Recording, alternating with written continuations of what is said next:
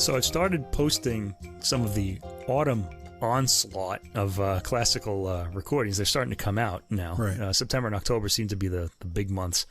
And there seems to be some kind of a, I don't want to say fad, but some kind of a thing with double albums, like double CD albums, like 2 hours of music or more than 90 minutes of music. And it's like every major artist is coming out with a double album. And I posted a few of them on Facebook. Listeners can look at our Facebook site.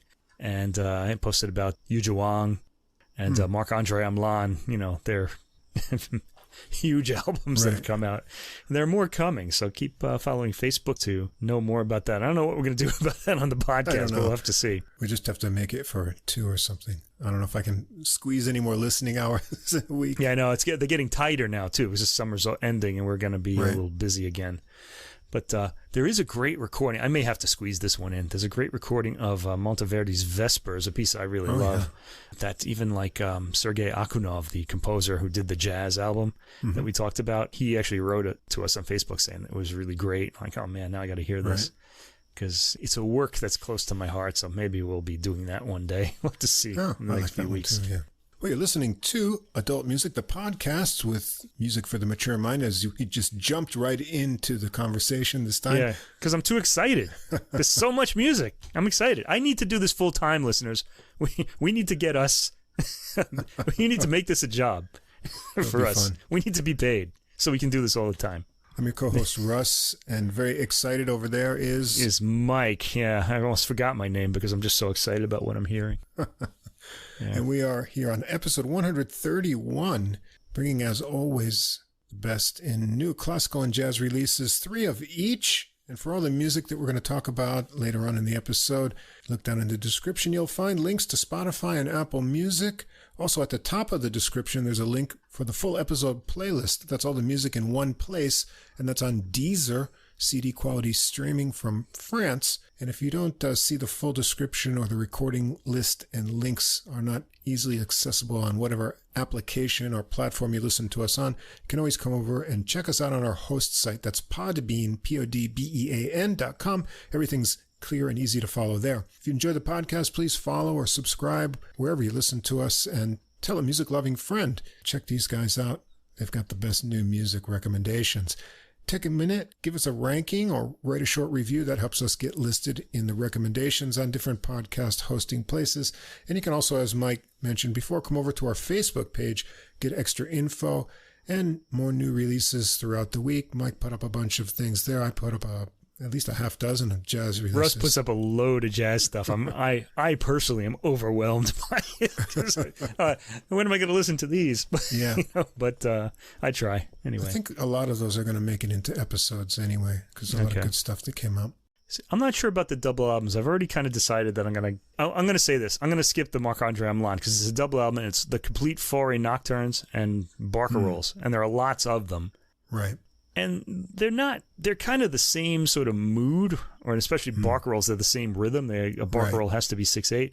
And I think that's a little too much of a good thing for a podcast to turn around right away, but it would be a great album to hear. Just listen to a few of them at a time. I mean, I certainly intend on doing that. So. Okay. And the Yu Zhuang is Rachmaninoff piano concertos. She does all 4 of them.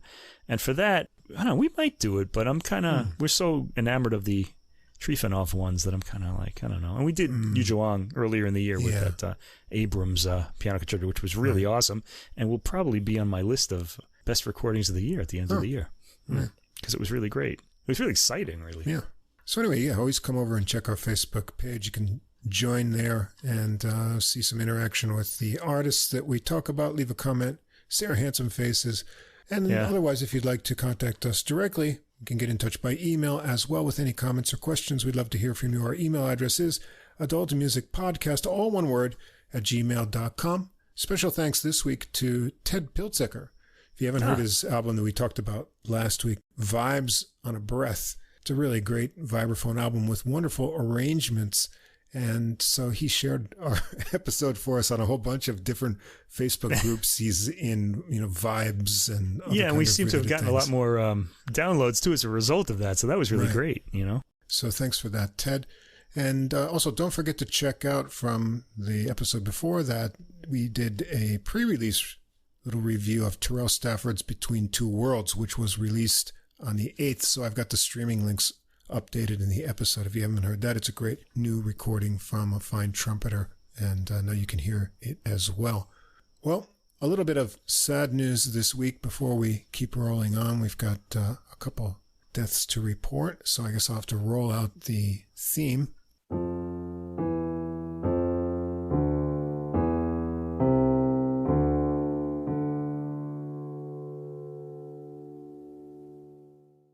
First of all, bassist Richard Davis, who played jazz, classical, and even pop music, passed away September 6th at the age of 93.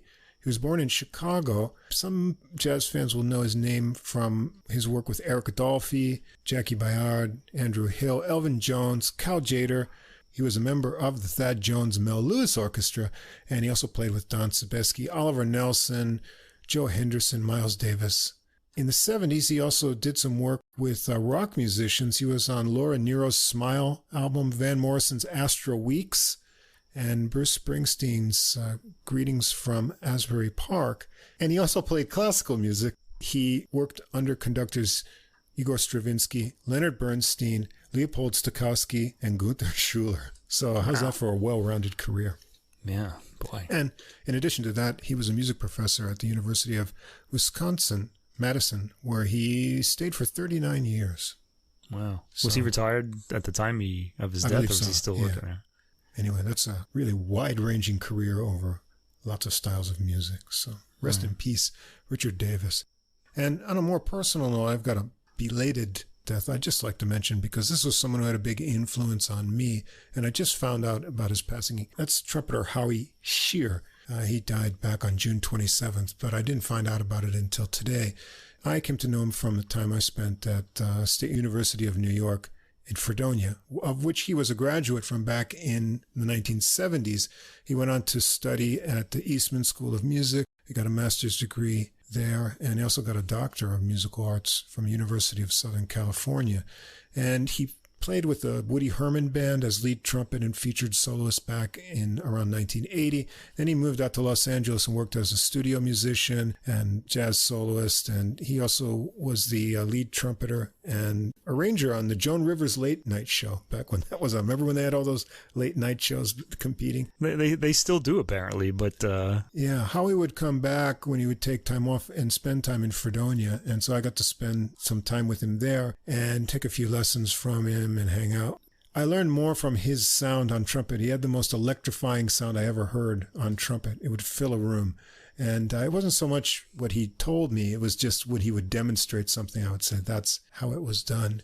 And I did contact him a couple of times by email over the years because he had released a recording and wrote a book. I just hadn't been in touch in a while, and I wanted to see if he had, recorded anything new. So I was looking him up, and I saw that he had passed away. So rest in peace, Howie Shear, one of the best trumpet players. And if you've never heard of him, you say, who is this guy? Check out, you can find his main jazz recording, Bopliography. And it's a good title. Good title, too. Yeah, sad news. Sometimes over here in Japan, we get out of the loop of things. Yeah, speaking of getting out of the loop of things, you have you were talking about those late night shows, and we think they're still on, at least until the writer's strike started, and now there's nothing on, from what I hear. Oh, I wouldn't even notice yet. Yeah, there's still jazz bands on, some of those shows, which is pretty cool. Also, we want to remind everyone to check out the Same Difference, Two Jazz Fans, One Jazz Standard podcast, and we'll be hopefully doing our guest episode with them this week and get it out later in the month. But if you haven't checked them out, that's AJ and Johnny, who look at several versions of the same jazz standard each episode. They play snippets from each version, discuss the history of the original and the different versions, what they like and don't like. There's a link to their podcast at the bottom of the description. If you stick around to the end of the episode, you can check out their little promo, and hopefully you'll hear them on our show in a couple of weeks. Yeah. And we started using sound samples of the songs. I'm getting in on the action. And Mike's going to get in on that this week. Yeah. We're the new improved adult music podcast now. People have been asking us all the time, why don't you play the music? Well, there were various reasons for that. Yeah. And we solved one of them, although we're not really sure if we've solved it. Yeah, let's find out. We're testing it out. So far, so good from last week. Right. all the jazz samples were passed, so it was no problem. Yeah. So for anyone who cares out there in the great publishing and copyright domain, this is our fair use disclaimer. The music sample clips are for commentary and educational purposes. We recommend that listeners listen to the complete recordings, all of which are available on streaming services in the links provided. We also suggest that if you enjoy the music, you consider purchasing the CDs or high-quality downloads to support the artists. Okay, there you go. All right, so before all that, you were talking about death. Death, yes. I guess we got to get back to this this theme, because we also have our first classical album is by a pianist who died about a year ago. This is Lars Vogt on piano, and he died on September 5th, 2022. So it's about the first anniversary of his death just passed. And we have here his, I guess, what's going to be his last studio recording. It's not him solo. It's Mozart Piano Concertos number 9 in E-flat major, K271, the Jeune Homme Concerto, because he was a young man, I guess, when he wrote it. I think he was 20. Although he died at, 39? Yeah, so, young, I mean, he never really got old. And number 24 in C minor, K491. I want to say something about Mozart. Mozart died young, and you wonder, what if he had lived, But... Right. With someone like Mozart or Schubert, they left behind so much music, despite having lived very short lives, that you don't. I guess you wonder what could have been, but you don't really miss so much because there's just so much to hear anyway. But in the case of our next composer, Carl Nielsen, we're going to have something to say about that. All right. Yeah, so anyway, but let's just talk about Mozart first, the Lars Vogt recording. He recorded this with the Orchestre de Chambre de Paris, and this is on the Ondine label from Finland. He died, as I said, on September 5th, 2022, did Lars Vogt. In April 2021, so it's a year before his death, a year and a few months, what is that, 5 months? Okay.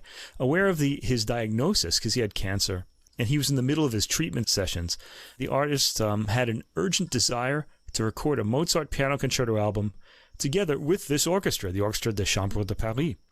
And he believed that performing these fantastic works that he had so much admired would also be the best medicine for his condition. And, Mozart would be what I would choose, too, I'm sure. I'll go out there and just tell you, Mozart is my favorite composer. Mozart and Brahms both, but it's Mozart just for his cheerfulness when he decides to be cheerful. He can be dark, too.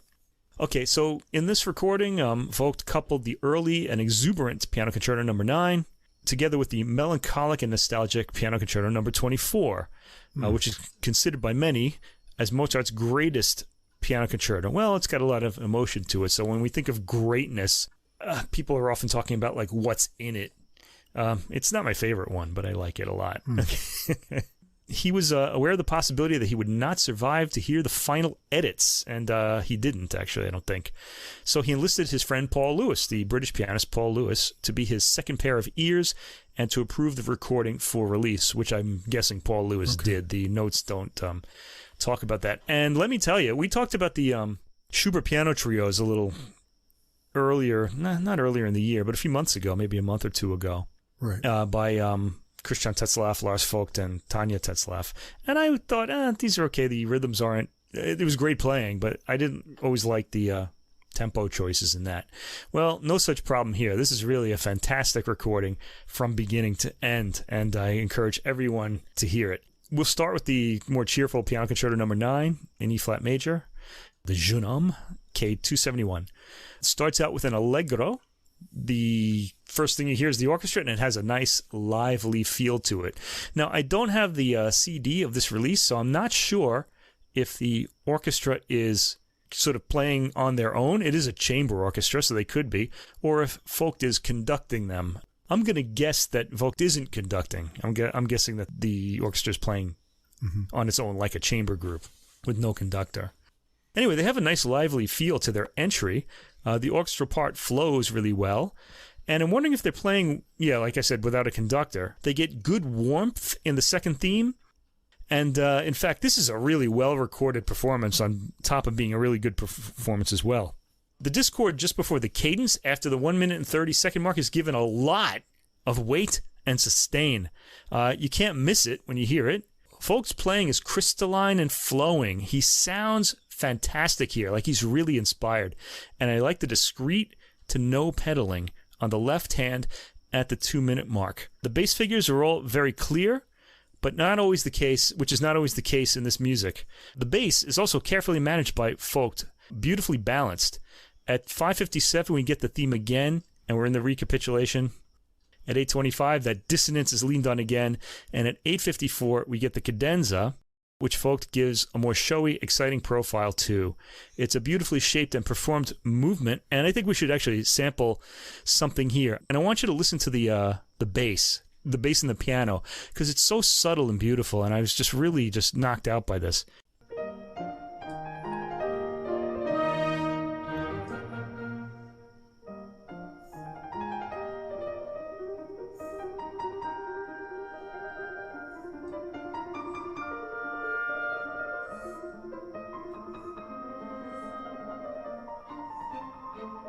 Dun, dun, dun. Very clear.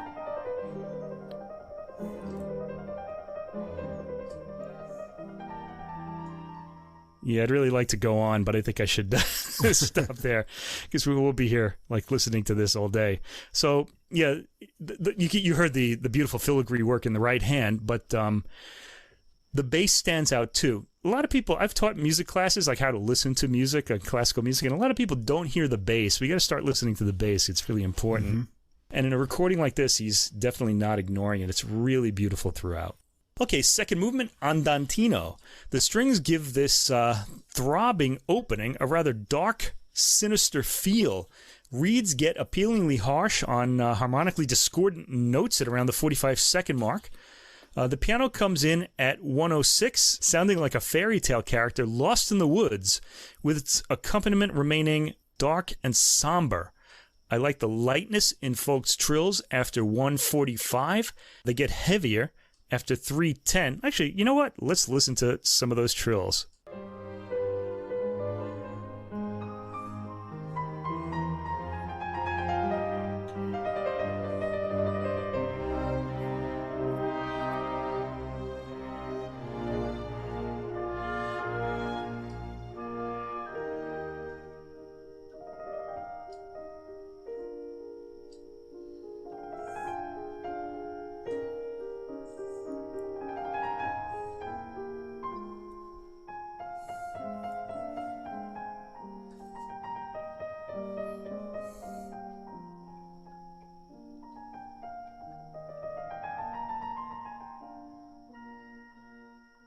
Wow, just gorgeous playing.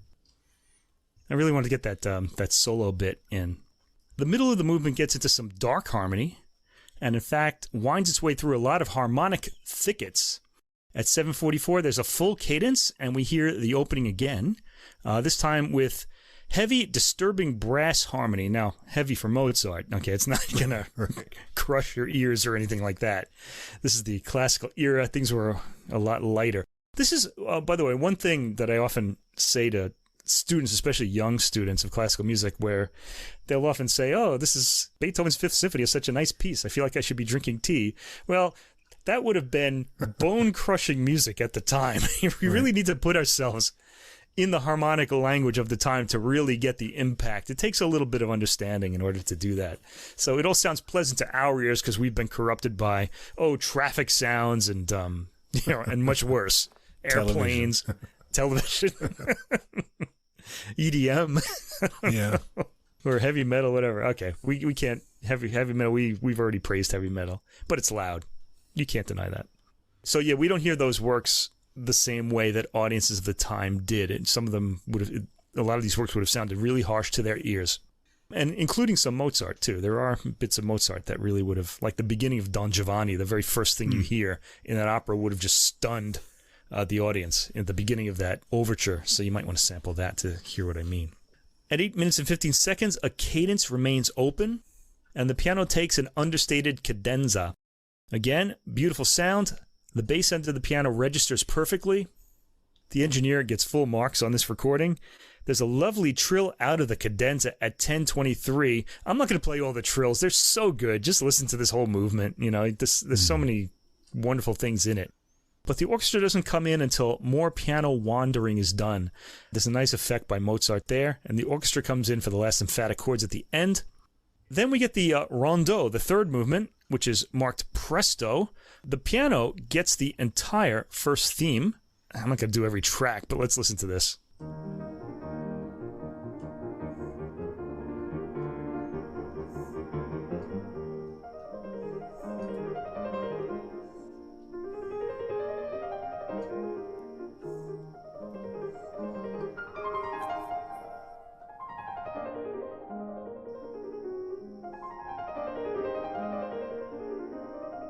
All those false cadences. Yeah.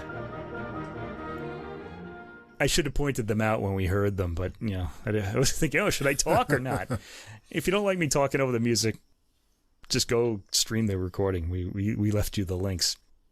Anyway, it's very free-spirited playing, Vogt keeping the contours even, as you heard. The orchestra's repeat of it flows well, too. Vogt is in really great form here. With even technique on the fleet-sounding lines, he gets a lot of playing time by himself in this movement, too. In the second minute, it sounds like he's already in a cadenza, as he gives himself a lot of dramatic pauses. Then comes back to the rondo theme right at the 3-minute mark. At 4:20, Vogt starts what sounds like another cadenza, and here he plays with a rather slow, quiet tempo, yet the rhythm has a lift to it. It's really interesting. I thought the sensitive accompaniment during the elegant segment by the orchestra just at and after the 6th minute was very special. The movement is darkened quite a lot here. At 7:53, we're back at full speed to the rondo theme. After the 9th minute, I really love the separation of voices in the piano. The melody and bass are clearly discernible. This entire movement, and indeed the entire concerto, is eventful, and indeed Vogt and the Orchestre de Chambre de Paris do a lot to make it sound that way. This is a must-hear performance. I really liked it a lot. We still have more to come. The Piano Concerto number 24 in C minor. This opens Allegro, and the opening is played with a creeping quality, followed by Mozart's minor key sort of thunder music like that you hear at the beginning of Don Giovanni. It sounds very theatrical, like theatrical thunder. The pace is a touch on the slow side, not rushing, adding to the ominous quality. It doesn't sound in a hurry to get where it's going. I'm also noticing that sudden key changes and changes of orchestration register fully due to the tempo. The piano finally enters at 2:18 with a lot of dramatic tension and long pauses. This is a solid interpretation of the line. Figuration in the following material is, as in the previous concerto, fluid and smooth. At 6:35, the piano gets some brief solo space, going into the minor key and quieting down. At 8:16, we hear the return of the theme, marking the recapitulation, but it's not straightforward, and it suddenly goes quiet for the piano to drift through several keys. At 8:56, we're hearing the second theme. The orchestral playing is very atmospheric. I like the light throbbing sound they get after 9:20. At 10:45, the opening theme is heard again, leading to a highly active cadenza at the 11-minute mark. Vogt is busy in this, showing his smooth technique, then quieting down for some sensitive playing of segments of one of the themes. There's no big crashing chord at the end. The movement ends quietly. Then we get to the second movement, Larghetto. The piano plays the opening theme alone with a light, song-like tone. The orchestra finishes the theme, and the piano continues on, this time accompanied by strings. Beautiful tone and sound quality from Vogt here, as through the entire album. Individual instruments from the orchestra come up beautifully, like the bassoon at 1:30, and all winds at the 2-minute mark. I especially liked Vogt and the orchestra's playing in clarity in the 4th minute, just before Vogt comes back with the theme at 4:42. From 5:30 on, the orchestral part is beautifully heard, with a bassoon keeping time on each downbeat. I guess I should give like a sample of this piece. So let's go for the Vogt and the orchestra's playing in the 4th minute.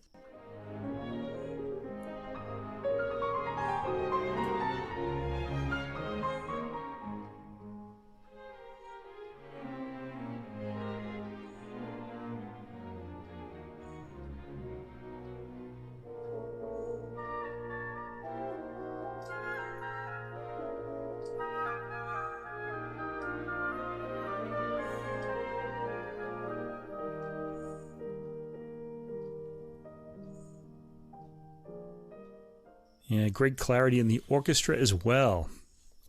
The third movement, Allegretto, starts with a touch of a sinister quality again, with its light, wispy touch to the orchestra. The piano finally comes in at around the 58-second mark, and this is a set of variations. The orchestra takes the one after the piano's entry to itself, then they both play the piano with figuration.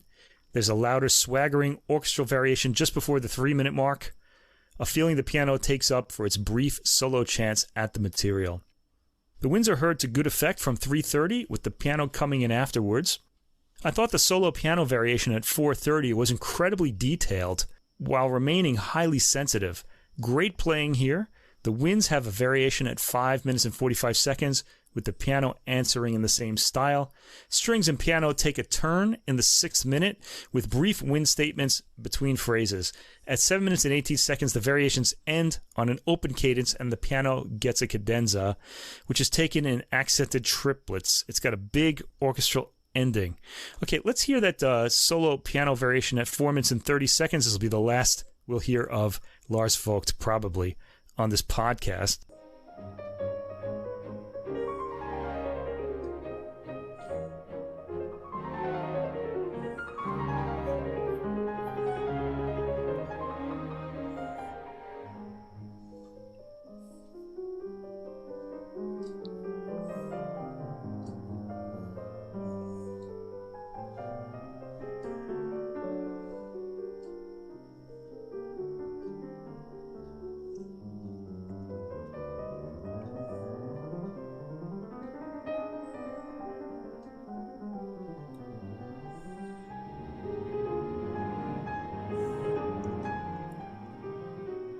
Man, how can we take you away from that?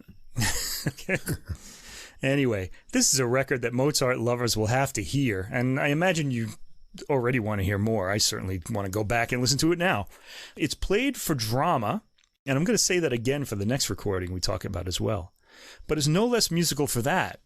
The emotions in these works register strongly. The recording is beautifully clear, to the point where Vogt's very sensitive left-hand playing registers cleanly.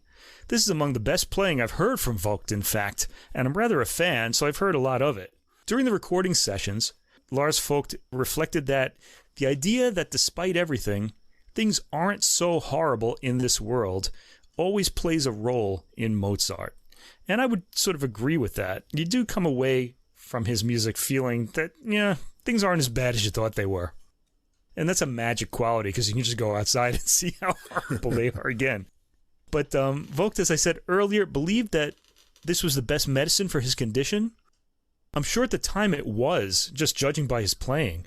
I can say with certainty that Mozart is always the best medicine for us if we can hear that quality in Mozart's music, that things aren't as bad as you think. You've already improved the quality of your life just by that. Highly recommended album. I would hear it in its entirety. Very graceful and smooth piano performances here. The piano tone has this really wonderful glimmer to it. It sounds almost magical. The balance between the piano and orchestra is almost perfect, and the orchestra is very sensitive to dynamics, and so it kind of pulls you in with the very soft sections, and everything just seems wonderfully balanced. And of course, the piano playing has wonderful phrasing and a flow that really just draws out all the charm of Mozart. So I really enjoyed this at all. I thought it was really beautiful. Yeah, I mean, I could have just kept sampling forever, but had to restrain myself. All right, let's go on to our next classical recording. This is one of my favorite composers, really one of our favorite composers. Yeah, the Danish composer Carl Nielsen, who lived at the beginning of the 20th century. You know, he was a late 19th, early 20th century composer, with most of his great works coming in the 20th century, the 1900s. These are all of his concertos for solo instrument and orchestra by the Danish National Symphony Orchestra, conducted by Fabio Luisi, and this is on the Deutsche Grammophon label. Now, earlier this year, or really at the end of last year, this ensemble under Luisi's baton put out the 6 Nielsen symphonies, and I didn't feature them because of the way they were released, really. It was a little confusing, because they released all 3 recordings digitally only, you know, via streaming, and individually too, so they came out within a month of each other. And then in April, they put out the CD set of all 6 symphonies together in a box. And by then, I figured out we couldn't. It was already too late to really do this. And in this case, they seem to be doing more or less the same thing. The concertos, there are only 3 concertos that Nielsen wrote. More on that later. Again, they've released this digitally only at first, so we're going to have to wait for a CD. And this will definitely be in my CD collection because I really enjoyed this as well. Okay, so Nielsen wrote 3 concertos, and the first one is the rather more romantic violin concerto, and the soloist on that one is Bomsori, who is a South Korean violinist. Then we get the flute concerto. The soloist there is Ulla Miilmann, and the clarinet concerto, and Johnny Teyssier is the clarinetist. And boy, all 3 of these, like the symphonies, the orchestra playing on these recordings is extraordinary, as is the solo playing as well. This is another real winner of an album. I was just riveted all the way through, and it's a pretty long album. It comes in at about 85 minutes. The earlier work here is the violin concerto. It was written in 1911, and this features the South Korean violinist Bomsori. She's South Korean. Her full name is Bomsori Kim, with Kim being the family name, and she's in her 30s, so she's pretty young, but she's been around. All right, so this work, we talked about this a few weeks ago, actually, when we did the Symphony 4 and the violin concerto by James Ennis, I believe it was, on Chandos.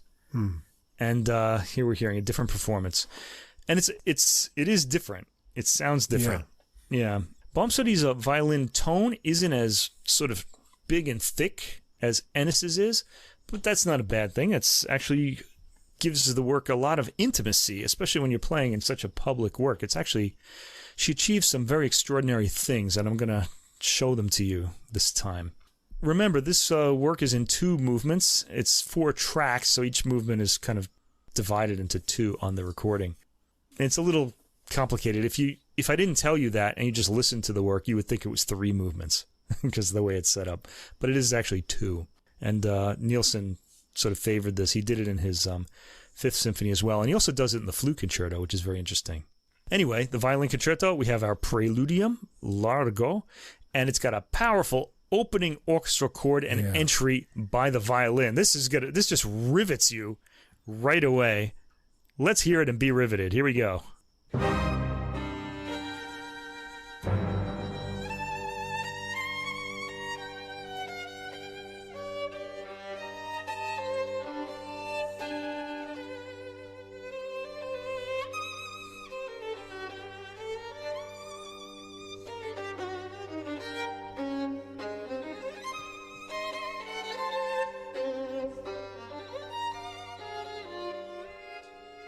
And that's going to go on for some time. And I hope you notice also the droning bass note there, too, which comes up so beautifully on the recording as well.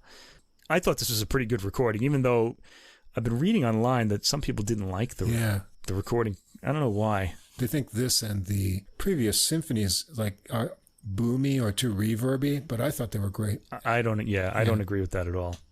Too reverby, no way. Anyway. So, as you heard, Bomsori is very emotive in her opening cadenza-like solo. She's got all those double stop notes in there, too, and she just keeps the passion turned on. One never loses the presence of the orchestra during this with that sustained note in the background. I probably should have pointed it out. Maybe in the future I'll do that, but not today. Anyway, great full sound, I thought, with the violin tone on the thin side, but very present. That, I think, is her tone. I don't think it's the recording, and I like it. Now, at 1:41, 1 minute 41 seconds, there's a gorgeously executed handoff by the violin to the orchestra for the next section, in which the violin plays suitably, sweetly. This has to be heard. This is, for me, this is a highlight, and it's something people might miss. I'll actually point this out when it's coming.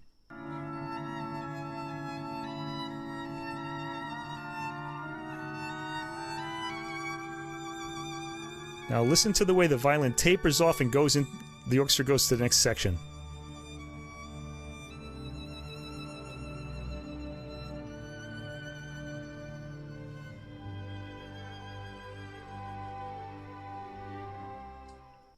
I wanted to point that out because that happens throughout this concerto, this recording. It's really amazing playing.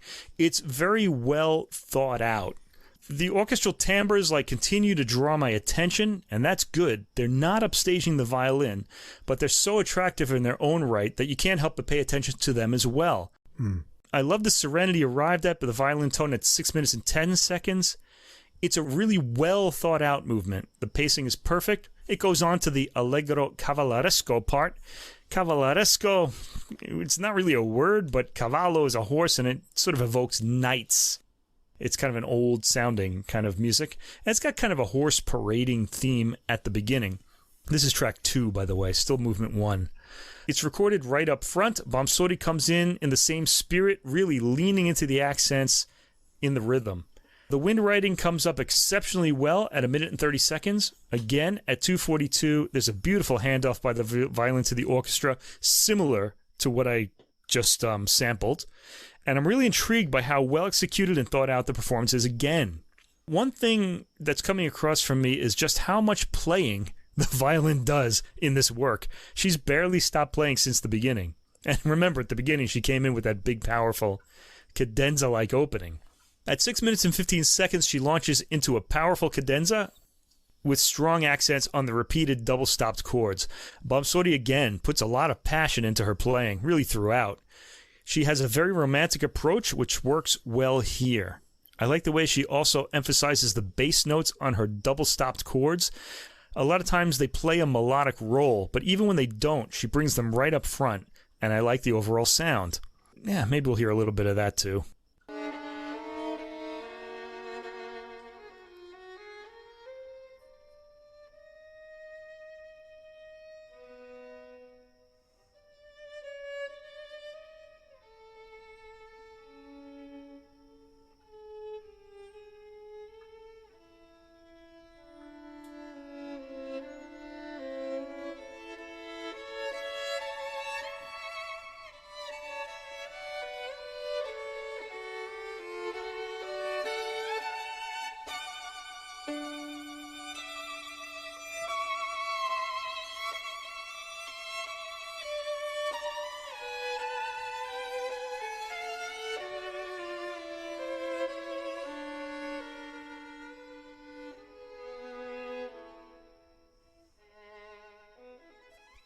Yeah, it was great. You know, you got to be listening to 2 lines at the same time there. Make sure you don't miss any of it because she's just fantastic in this work. The orchestra's re-entry at 9 minutes and 50 seconds is nicely taken too. We hear the cavalleresco theme again. The orchestra makes a great case for the orchestral timbres used in this piece. I never really paid as much attention to them as I am now, and it makes me want to go back and hear the symphonies again because of that. Beautiful fleet figuration from the violin from around the 12 minute and 50 second mark. The end of the movement is boldly and excitingly played, and can't wait for the second movement. Here it comes. It starts poco adagio, and the winds start this movement. This is track 3, if you're listening along. I'm enchanted by the timbres in a way I haven't been in other recordings of this work. Luisi puts the orchestra on an equal footing with the soloist when he gets the spotlight. But of course, he gives it to the soloist when she's soloing. The violin comes in echoing the sentiment provided by the winds, and the wind timbre and violin tones match in an interesting way, with the winds going for some more nasal sounds in their harmony. Man, there's so much to listen to here.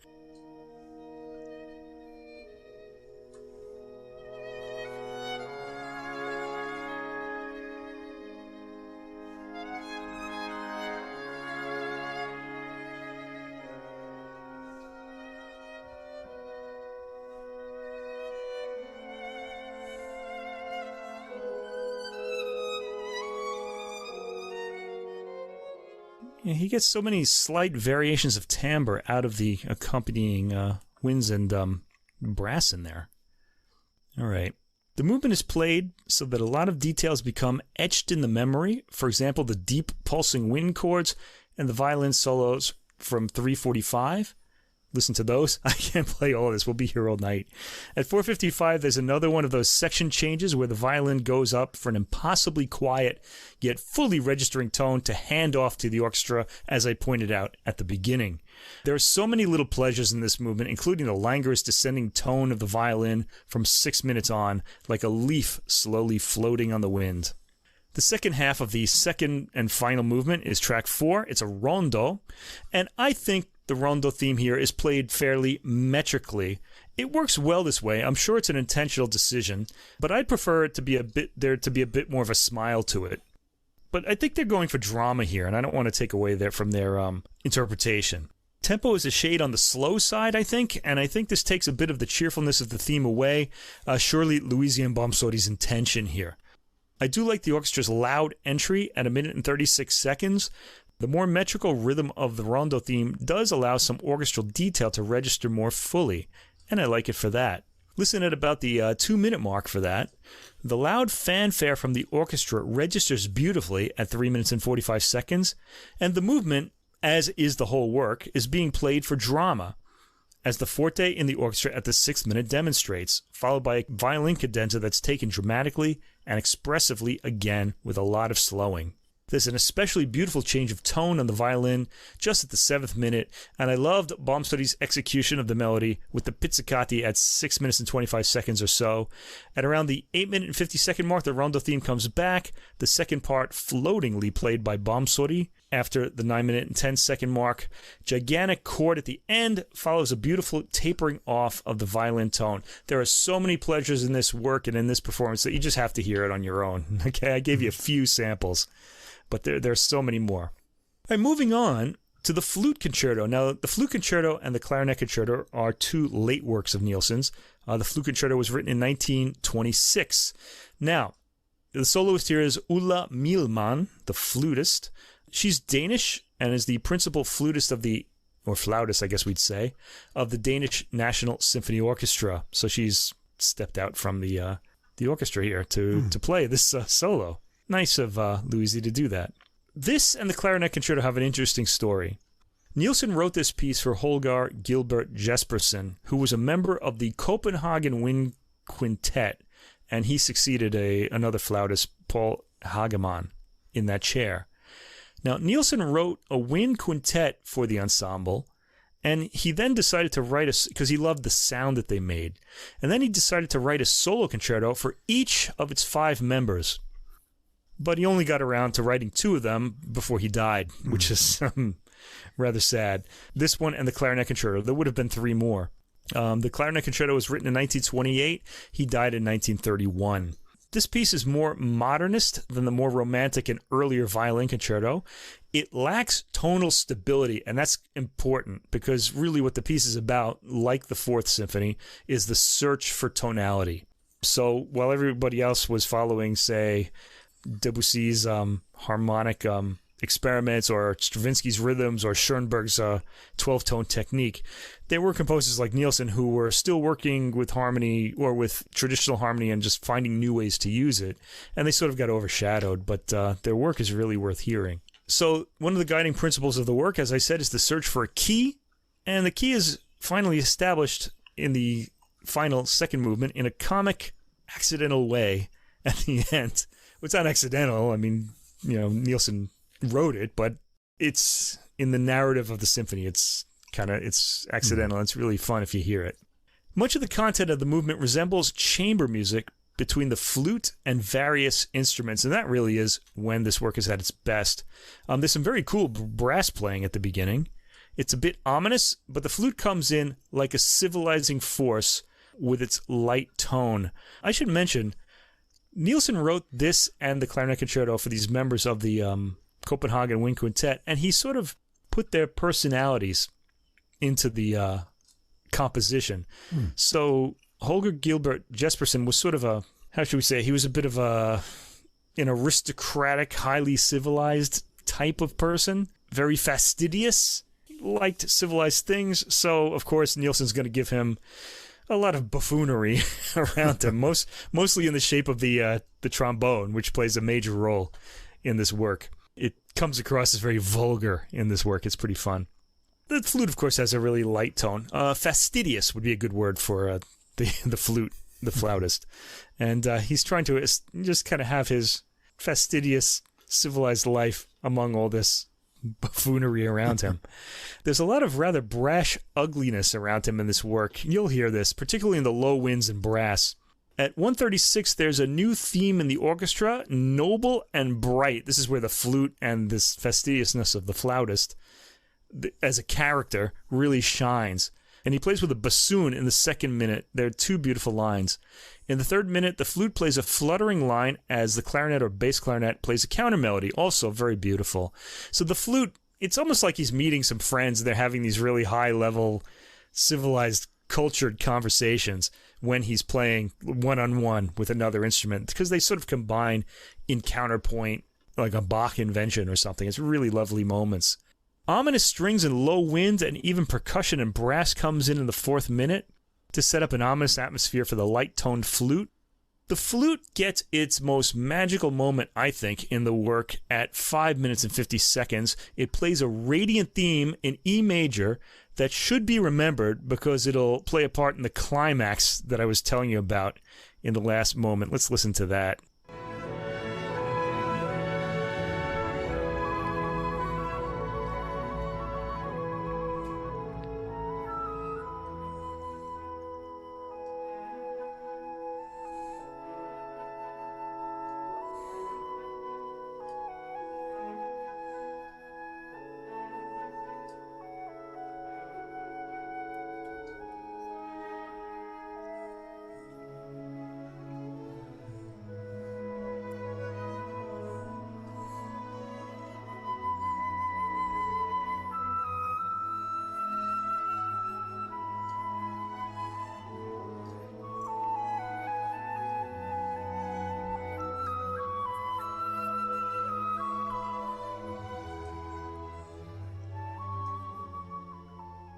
I wanted to get to the end of that passage when we hear the orchestra take him out of that magical space, but apparently he gets a lot of time with it. Let's remember that because we'll hear it again in the next movement.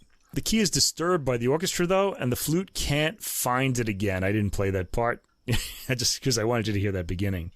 The work is being played for contrast by Luisi and the soloist Miilmann, and again, excellently so.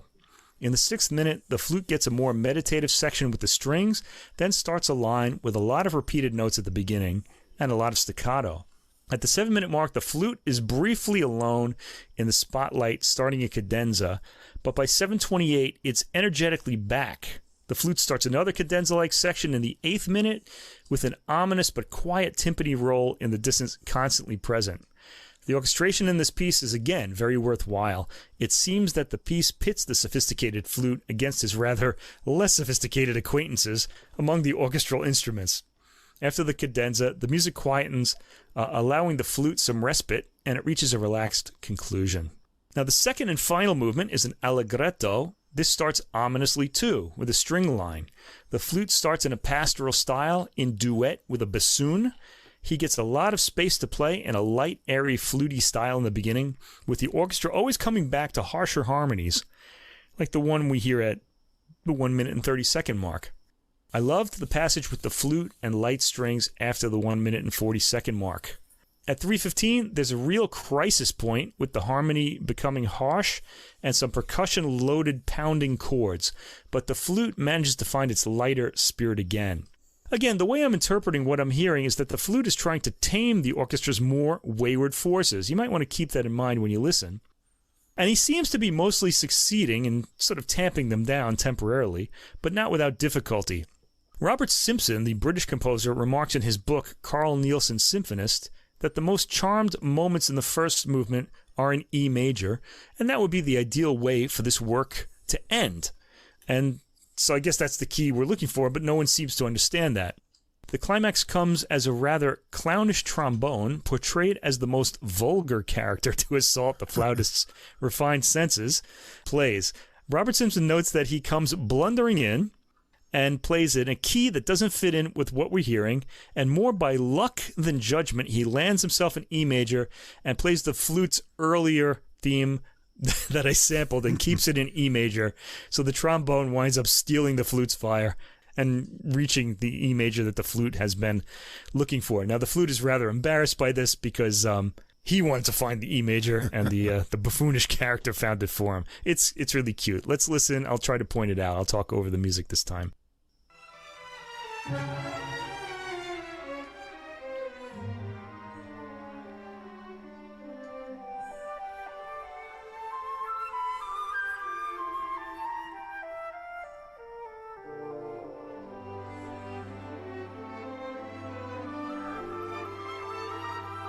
Okay, here comes the trombone.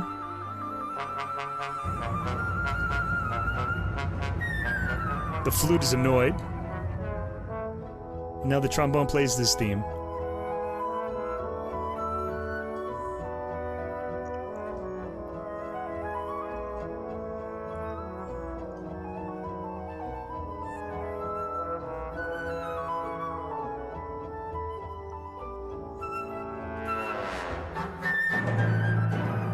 You can hear the flute is upset about that, and the trombone does a downward glissando that's rather vulgar sounding. It's really cute. Okay, the trombone celebrates with that vulgar downward glissando, and that upsets the flute, who starts carrying on and having his theme stolen while the timpani are heard behind him. The movement ends with the flute in celebratory mode, as the trombone does downward glissandos in a vulgar celebratory way.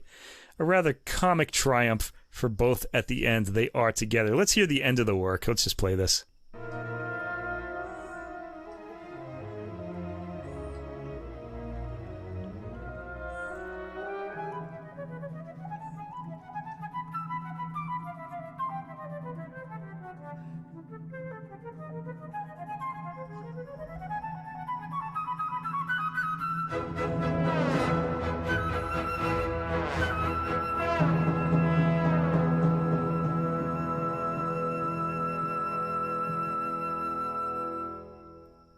Once again, the flute trying to hit its high note while the trombone is grabbing the spotlight with his glissandos. It's a really cute piece. All right, now the clarinet concerto, the last concerto on this album, features Johnny Teyssier on the clarinet. He's the principal clarinetist of the Danish National Symphony Orchestra, and he's French-American. So I think that means he's born in France. Now, the interesting thing about this was it was written for the clarinetist Age Oxenvad of the Copenhagen Wind Quintet. He was the clarinetist, and he had a bipolar disorder, which probably accounts for the work's mood swings. There's a lot of anger in this work. The nastier part of these mood swings is instigated by the snare drum. Now, if you know anything about Nielsen's music, the snare drum is often used in the Fifth Symphony to the same effect. It sets the clarinet off in that work as well. There's so much snare in this one, I thought it should be put in the title, Concerto for Clarinet and Snare Drum. Well, you could have also had flute and trombone in the other work, too. By the way, the original clarinetist Oxenvad grumbled when rehearsing the score that Nielsen must be able to play the clarinet since he had systematically used the notes that are most difficult to play. It was like he was trying to deliberately punish him. This is the attitude that Oxenvad had. As with the flute concerto, the orchestral forces are small, almost chamber music proportions, so I think he wants to put the solo instruments in their natural habitat with the Copenhagen Wind Quintet. Anyway, this is in a single movement, but it's divided into 4 tracks. The first section, let's say track 7, is Allegretto un poco, and this starts with odd shifts of key, but with a commonplace enough rhythmic and melodic pattern. The clarinet comes in after the strings and plays it. The clarinet, as so often in Nielsen's works, already goes off the rails at about 30 seconds in, while the rest of the orchestra, rather than pulling him away, as in the flute concerto, try to bring him back to the opening. So here the orchestra's trying to help him out, rather than trying to ruin his good time.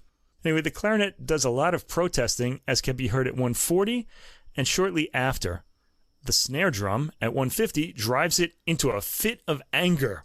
The clarinet has a meltingly beautiful theme at 220, taken up by the strings.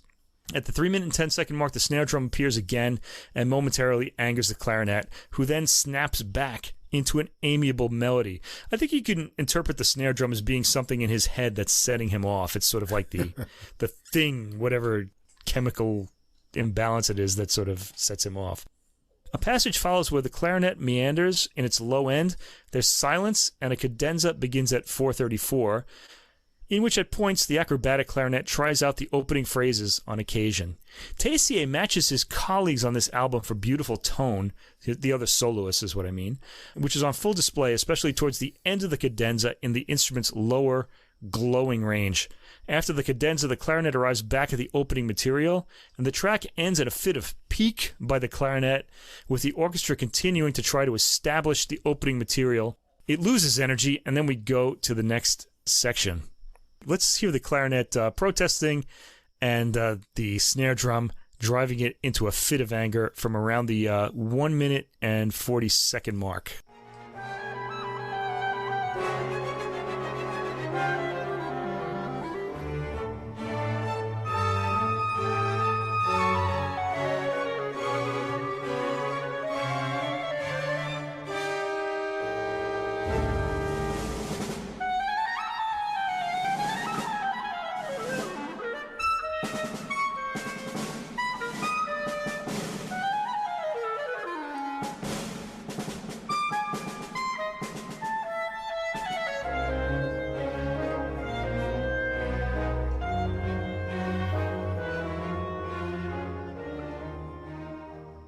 Don't worry, folks. He'll be all right. All right, so going into track 8, Poco Adagio.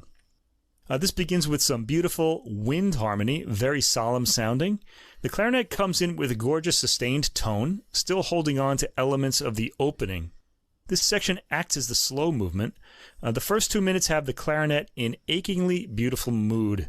At around the 2 minute and 30-second mark, a more martial rhythm comes in, and the clarinet gets into more complaining mode. Nielsen's clarinet writing is always wild and fascinating, as you heard, and we know this from the Fifth Symphony as well, where the clarinet plays a major role. Here, in this work, the snare drum eggs on the clarinet's anger in the 3rd minute in this section. The strings calm things down, and at the 4-minute mark, we get a calmer, more sorrowful sound from the clarinet, all, of course, beautifully portrayed here by Teyssier and the orchestra. This work has a lot of drama in it, and again, I'm really happy to hear, like, Luisi and the orchestra play it to that effect, and Teyssier as well. There's another brief cadenza connecting this section to the next, which starts on the next track, track 9, Allegro non troppo. This gets into a more cheerful mood in the orchestra. There's a gradual speeding up of tempo that's perfectly executed after the 1 minute mark. Then the snare drum is almost whipping the poor clarinet into anger after 1 minute and 20 seconds. The clarinet has a lot of moods in this section, and I need to say it again, the Teyssier completes the album's trifecta of fantastic tone and expression. There's a rather startling string effect at 4:38, and the clarinet and bassoon are duetting here in a rather crazed polyphony. The clarinet has another cadenza in the 5th minute, this time punctuated by honking lower notes and high note flourishes. It speeds up, and Teyssier's technique really shines here. Clarinet tone leads us into Allegro vivace, the last section, track 10. This section starts with a bit of a circus atmosphere. There's a lot of banging on the snare drum and aggressive playing in the orchestra as the clarinet tries to hold onto stability. The snare drum and orchestra constantly come back to disturb the soloist. There's actually some droning pastoral bass at the beginning of the 3rd minute, which seems to slam the brakes on the clarinet's spinning out of control. This always worked for Beethoven, too, just going for a walk in the woods. At the end, the clarinet maintains a single beautiful tone as strings produce a ghostly high pair of rocking chords. Let's hear the ending. We want to hear the clarinet in a more beautiful mode, don't we?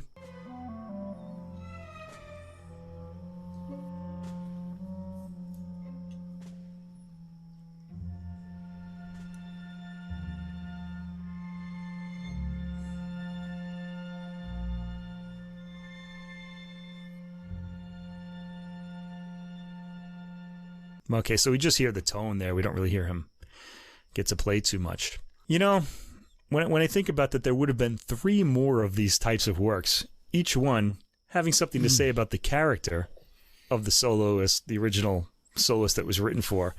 It really makes me sad that Nielsen passed away when he did. There would have been 3 fantastic additions to the concerto repertoire, and especially to the wind and brass concerto repertoire. Anyway, the performance of the violin concerto is amazing, both by Bomsori and the orchestra, and the recording is big and full too. It's well thought out, with all handoffs between the violin and orchestra perfectly judged in a seamless way that I haven't heard played to this level before. This may be my favorite performance of the violin concerto by Nielsen, and this in spite of the slightly slow and inflexible tempo of the rondo part of the very last section of the 2nd movement.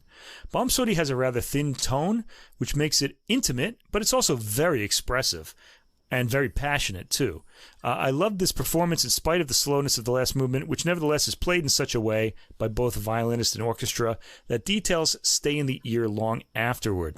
It allowed for a lot of expression, which made up for the slow tempo. The flute concerto, which is more comical, though it has dead serious parts in it, is also well played, with Miilmann playing throughout with beautiful tone and contrasting well with the orchestra's darker and often uglier sounds.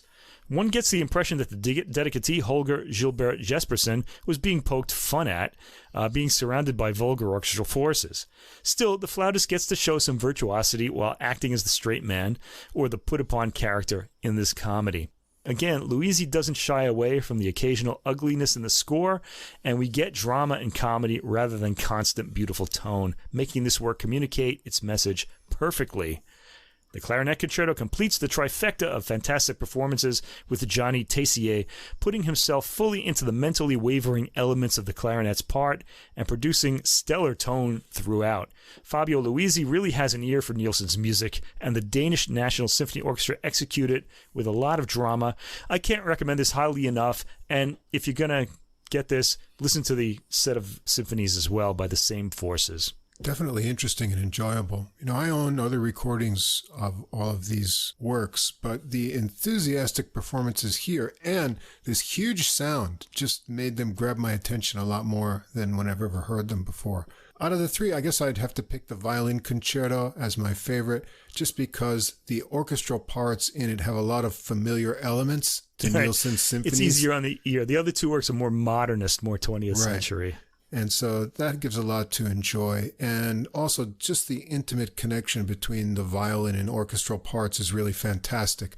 On the clip that you played, if you listen to that whole first violin entrance, it creates this huge tension at the end that's resolved in one of the most beautiful releases I've ever heard into the orchestra.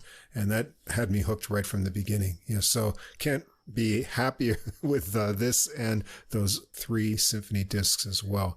This is great to hear some fresh Nielsen recordings. Yeah, this is going to have to, once they release this on CD, which I imagine they will, this is going to go right into the collection. I can tell you that.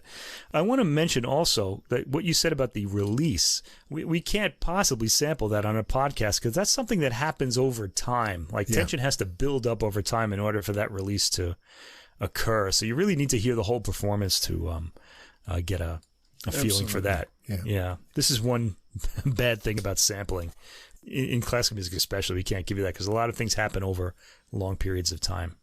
And the what happened before is what makes the section you're listening to so beautiful.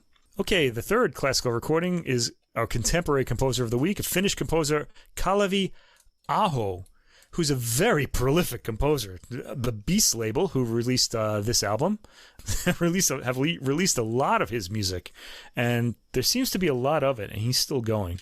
Anyway, these are also concertante works, more concertos. We're all concertos tonight in classical music, but these are for rather unusual instruments that we don't normally hear in classical music as solo instruments. The recorder, the saxophone, and the accordion. So these are 3 separate concertos, one for each of those 3 instruments.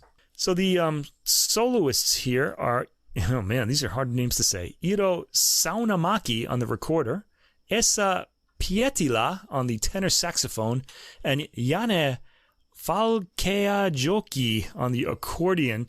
Apologies to the artist if I have mispronounced your name. This is from the Saimaa Sinfonietta, conducted by Erkki Lasonpalo.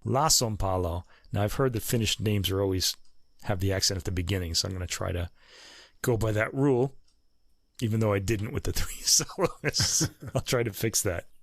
Anyway, tracks 1 through 4, the concerto for recorder and chamber orchestra, Eero Saunamäki, there I go, on the recorder. This requires the soloist to play 4 types of recorder, from bass to sopranino, and we're going to hear all of them. All right, so the first movement, Misterioso and Preso. This starts with an intriguing atmospheric low sound, very quiet on the bass recorder. It has to be the bass recorder. It sounds like there's some flutter tonguing in the tone.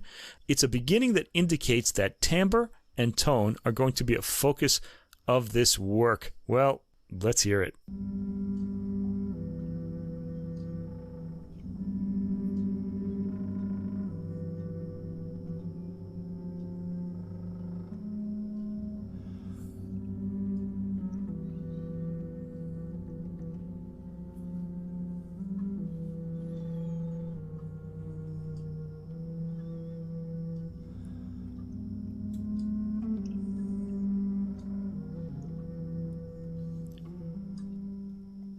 Okay, so you can hear the tone and the slight flutter tonguing in there, kind of making the tone waver a bit. It gets louder than that, though.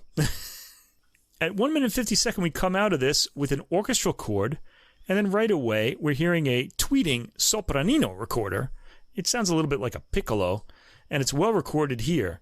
This instrument can easily be piercing, but it's not here, actually. It's really well recorded and performed by the soloist.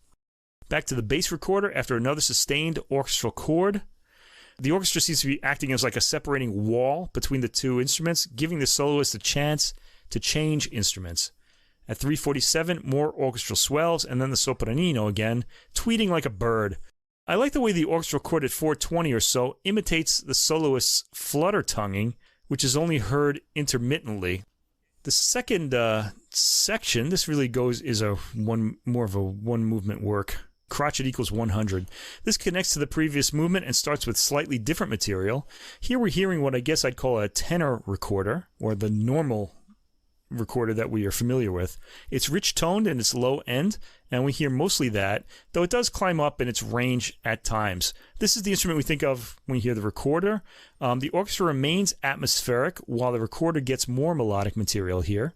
There's a big orchestral buildup at 1:45, climaxing at 2:47 with powerful timpani hits, and mostly vibrato-less string chords being sawed back and forth by the bows.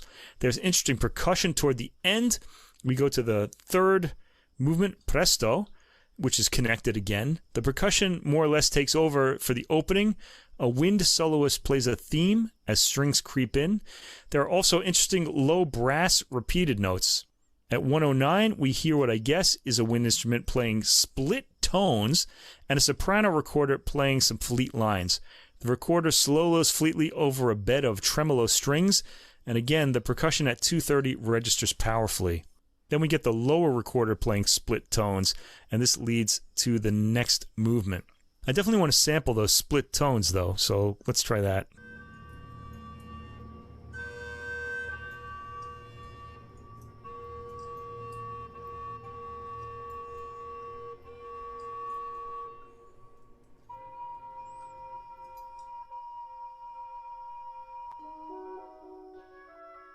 The fourth movement starts with a kind of stillness. The soprano recorder is playing a melody over repeating lines in the orchestra, mostly winds. It sounds like there's a gentle marimba keeping time on the downbeats in the back at around the 1 minute and 15 second mark. The movement keeps this tone and energy level throughout. It's a relatively static background which the recorder comments over. The fifth movement, vivace, connects again, and the soprano recorder starts a dancing line, and we hear the sopranino as well. Then two at the same time. I wonder if the soloist is playing them like Rasan Roland Kirk here. if he's playing them both in his mouth at the same time. I really don't know. That would be neat. Yeah. Maybe they could let us know. Anyway, the orchestra takes over the dance, complete with a kind of percussion shaker keeping time. The recorder gets a sort of cadenza at 2:14, playing split harmonic tones. It's a cool sound. Let's hear it.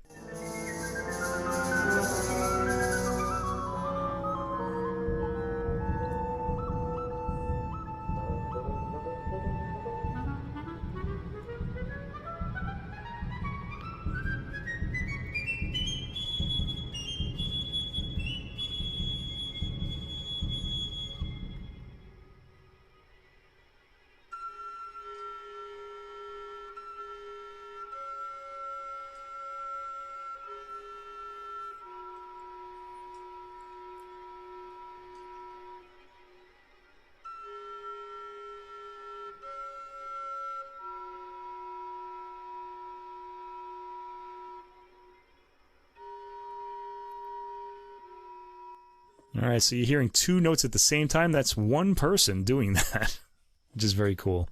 There's a coda, track 6, movement 6, and this connects as well. The orchestra takes over at the beginning with staccato repeated chords, and the sopranino appears in its chirpiness, commenting in a bird-like way. Now, I haven't sampled that, but I'll let you hear that on your own. In fact, the samples I've used don't really give any idea of what this piece sounds like, because it changes quite a lot. These three works that we're going to hear on this album are very difficult to sample, because part of the nature of Aho's music is his constant changing of sort of the backdrop or the landscape that the soloists are playing over. It can be loud and then it gets soft, and it's almost like we're seeing a new sort of section of music every once in a while. It changes very rapidly.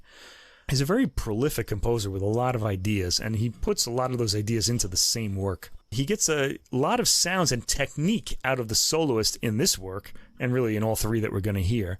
With rapid, repeated notes sounding here in the first minute, there's a huge orchestral tremolo crescendo suddenly stopping before the second minute, and we hear the recorder, the tenor one, with its rich woody tone and breath-popping notes. I love the sound. It sort of wanders in its tonal space and ends the piece with a non-rounded tone. I found this piece really interesting throughout, mostly for the different sounds made on the various recorders. It's really interesting contemporary concerto for a set of antique instruments, really. All right, we go to the concerto for tenor saxophone and small orchestra. This is tracks 7 through 14. The tenor saxophonist is Pietilä. And the percussion instrument that we sometimes hear on this album or on this piece is a goblet drum, the darabuka. The first movement, Mesto, starts quietly with light brushed string and brass sounds. Again, it's atmospheric, but in a sinister way here. The saxophone comes in at about the 40-second mark with a smoky line, sounding a bit like he's playing a ballad. In his second entry, he matches the orchestra, who have a lot of lines that aren't lining up. They come into harmony for their next statement, and the sax builds on that. A Siciliano pulsing motif starts in the orchestra just after the 2-minute mark and continues to build as the sax starts showing more emotion and climbs into its higher end. This movement goes right into Interludio 1, track 8. Pounding percussion accentuate the saxophone's line, which has a rough tone at times. It's mostly climbing here. And then we go into the third section, track 9, Vivacissimo Leggero. The sax disappears as the orchestra livens up with brisker lines. The sax picks up the short patterns in the strings that the strings were playing and extends it. There's a tambourine-like instrument sounding through all of this, and just before the second minute, shrieking repeated chords come from the orchestra as the sax wails out some notes and even goes for a split tone briefly at around 1 minute and 15 seconds. The sax starts a pattern that he speeds up as it repeats at 3 minutes and 30 seconds. At 3 minutes and 45 seconds, after we hear a thunderous bass drum, he does it again, and the movement mellows out for the next interlude, Interludio 2, track 11. This has a rather droopy, downwards moving sax lines. There's a harp gently accompanying. He gets more hopeful as the interlude goes on and leaves off on a lighter, positive note. I think we should probably hear this. We haven't heard any of this work yet.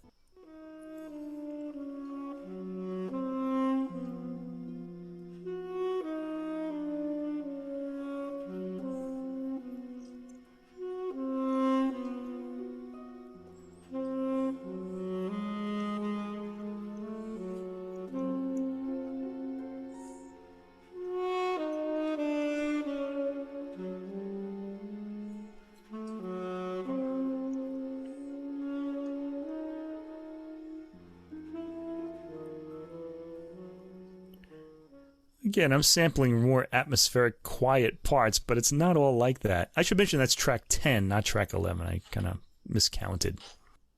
Track 11, which is movement 5, is Andante Dolente. There's a big mood change here as the strings play a downer of a harmony, and the sax tone changes to something less bright with more of a sort of matte sound to it, so it's more opaque.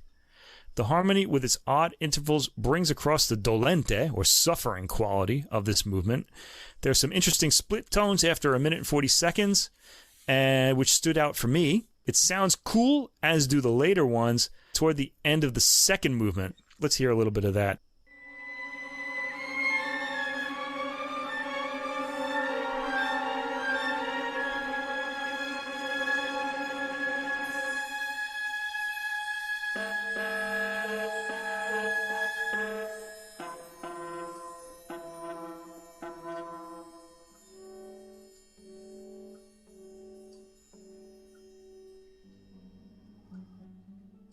You generally don't sound saxophones sounding like that in jazz, but there you go. Okay, textures change fast in this piece, really in all of them, even if the music isn't moving at high speed. And at the end of this, we get an arpeggiating harp, making the entire texture gentler. The sixth movement, track 12, Allegretto ritmico. This has slow, overlapping rhythms in the orchestra, all wind instruments. The sax, as has been the case in this piece, picks up one of the lines and starts moving beyond the orchestra statements with that. The sax starts making some runs up the scale and playing a figure that the lower brass pick up, while the strings play repeated shrieking chords. The sax picks up the shrieking rhythm, where it sounds gentler. We're hearing the goblet drum or darabuka here too, and the sax plays along with it appealingly for a moment. But the quicksilver way this composition changes comes in to interrupt that. They do play again, though not really together, after the 4-minute mark. In the 7th movement, there's a cadenza, and the darabuka sounds heavily here, and the sax starts its contemplative cadenza. The darabuka continues in the background during this, and the sax spits out a few extended techniques at around the 40-second mark, then climbs up as the darabuka crescendos as well. The strings come in and start playing aggressive statements. And finally, we get to the epilogue. A gong introduces this movement, along with a contrabassoon or euphonium. I'm not sure which. This movement features gentle upward and downward scale movements passed on between various instruments in the orchestra for timbral contrast. The sax finally comes in at around the 1 minute and 20-second mark. There's a plucked string instrument. I'm not sure what it is. It sounds like it could be a muted cello played pizzicato. Mysterious high wind figures in the flute sound, and the plucking string continues its scalar movements. Again, there's so many things I could sample in this work because there are just so many different sounding elements. And again, I encourage you to hear the work all the way through. The final concerto is Sonata Concertante for accordion and strings. Janne Valkeajoki is the accordionist on this. The first movement is a prelude, and Aho seems to like to build up his works. This starts on a single bass note and quickly escalates to the accordion, which plays some really non-romantic chords. In fact, it has a haunted house quality when it plays dissonances. The movement seems to be moved by strings and the accordion solos over where they arrive. Tonally, this movement is cloudy, but it does seem to wind up on a tonality at 145, which it emphasizes via repeated hammering. The piece quiets suddenly at the 2-minute mark, and we hear the faint accordion in its high end here. It's a sensitive section of the score, with the cello playing throaty melodies while the accordion comments in its higher range. Its approach to solo is constantly changing. Sometimes it's busy, sometimes it's quiet and spare. The double bass plays a long, deep line at the end, which the accordion answers in its highest end. It plays a descending figures, which leads to the next movement.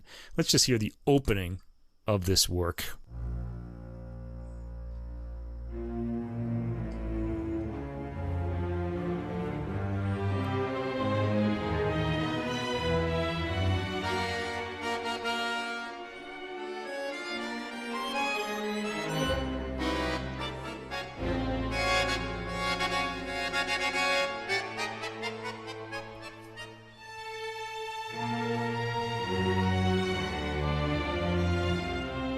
I gotta tell you, I'd get off that Paris subway right away if I heard that. A little haunted house quality there, too. All right, track 16, Passacaglia. This is a familiar form to us. It's got a repeating bass line, and variations happen above that. There's no pause between this and the previous movement. We hear in the strings the Passacaglia bass line that will be improvised over. The strings play a variation without the accordion first. The accordion comes in midway through the first minute with chords in a laughing rhythm and pattern. In Aho's characteristic way, this suddenly changes to arpeggio patterns, and then later to scale patterns, accompanied by similar patterns in the strings, all the while with the lower strings outlining the bass pattern. The accordion gets agitated and virtuosic at around 3:10, then plays chords in a dotted rhythm, quickly changing to rapid figuration. This goes into the 4th minute. There's a series of harsh chords led up to by a rushing scale on the accordion, started around the 4 minute and 30-second mark. At 5:30, Aho draws some odd sounds from the instrument. Then there's a brief moment in the spotlight at the 6-minute mark, answered by a solo violin. The movement ends quietly, and there's a pause. We get the second movement. This is, again, like that Nielsen violin concerto. It's 4 tracks, 2 movements divided into 4 tracks. So track 17, it's a prelude. Starts with the solo accordion, playing an odd high chord and accompanying that with melodic figures. It's kind of science fiction spacey. A new figure starts in the orchestra at the 1-minute mark, which the accordion picks up on. It then solos alone for about 20 seconds, after which accompaniment comes back. Quick crescendoing lines come out of the orchestra, agitating the accordion and leading it to play harsh, repeating chords. At 1:44, more aggressive rhythm and repeating figures come out of the orchestra, and we hear an intriguing, harsh, almost banging accordion sound. The accordion, it turns out, is capable of more sounds than I thought. At the end of this section, the accordion plays a crescending high note. Oh boy. Okay, well, let's hear this bit of the banging accordion.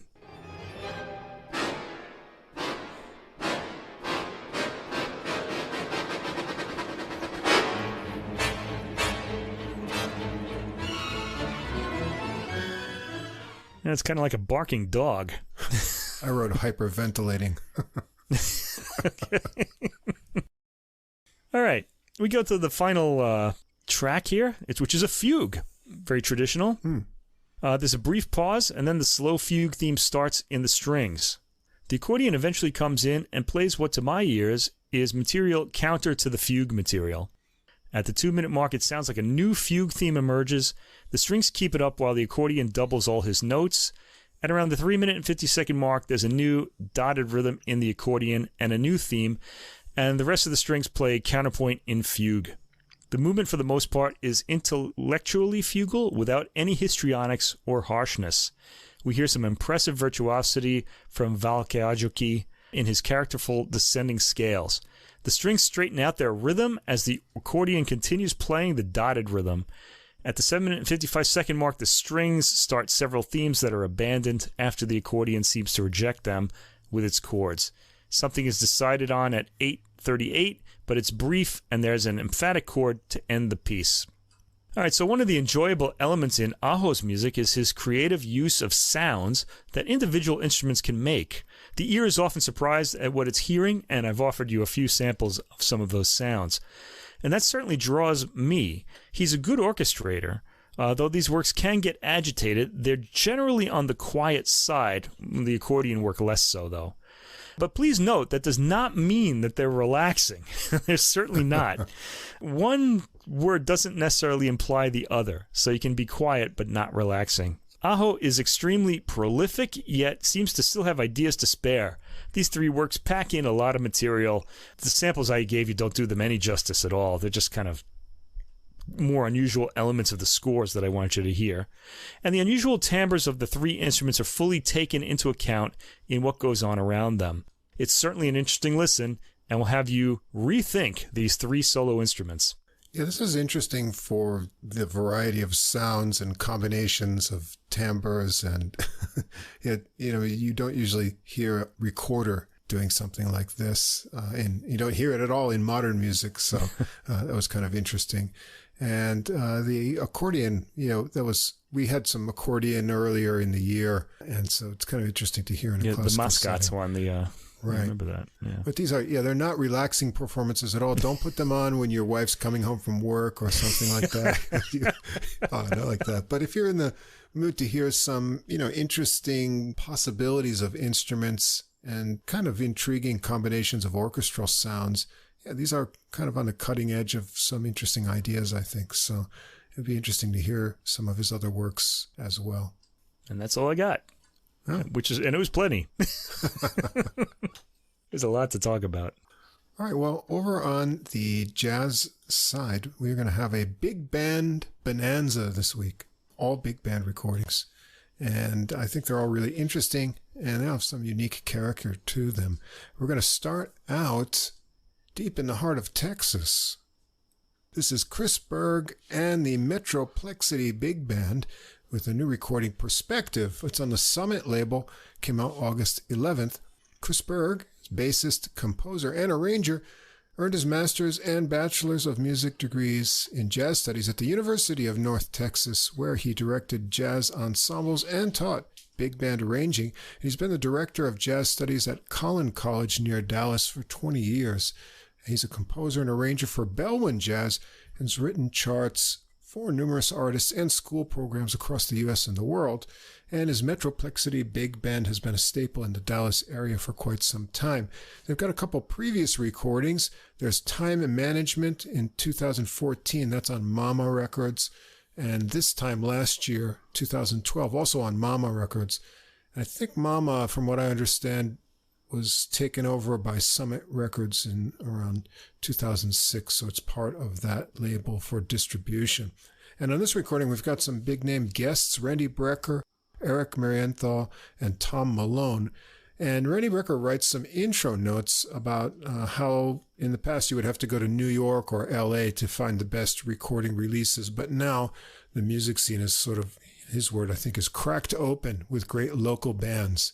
And, you know, that's one of the things we've tried to do on this podcast, too, is not just focus on New York or the jazz centers, but jazz from and music from all around the country and the U.S. and the world, because there's great music scenes going everywhere. So it's kind of intriguing to find something like this from a different city. And I want to thank Chris for sending me all the album notes and all the credits for this. So thanks for helping me out with that, Chris. Thanks a lot. Yeah.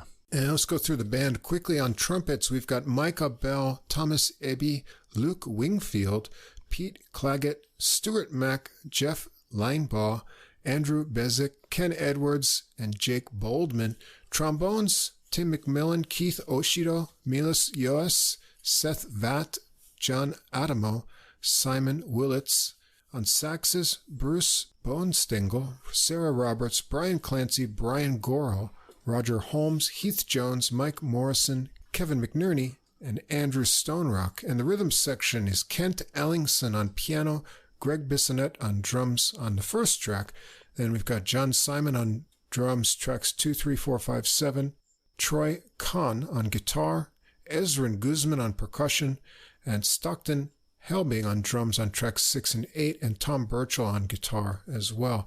We've got additional woodwinds by Kristen Berg and additional guitars, Chris Berg. And we've got one track with flute, track 9, Sal Lozano. This was recorded at Crystal Clear Sound in Dallas, Texas. Producers Chris Berg and Kent Stump. Executive producer Chris Berg and Yvette Berg. And the mixing and mastering also by Kent Stump. So tonight we're going to hear a lot of great arranging on these recordings. Just like in the classical, there's too much to talk about in terms of all the parts and sections like I usually talk about in small group recordings. So I'll just pick up the main features of the tunes and highlights as we go through.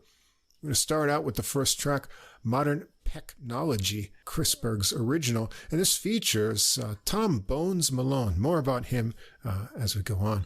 Things start out playful with some band chatter, tom tuning, and then a cacophony of instruments doodling until you get hit squarely between the eyes with a line of whole band stabbing hits of 6 notes to get the tune going. It's a funky one with a great groove from Berg's electric bass, which underpins most tunes on the recording. Greg Bissonette on drums here and Ellingson on Rhodes piano on this tune. Why don't we check this out? I think this is just a lot of fun.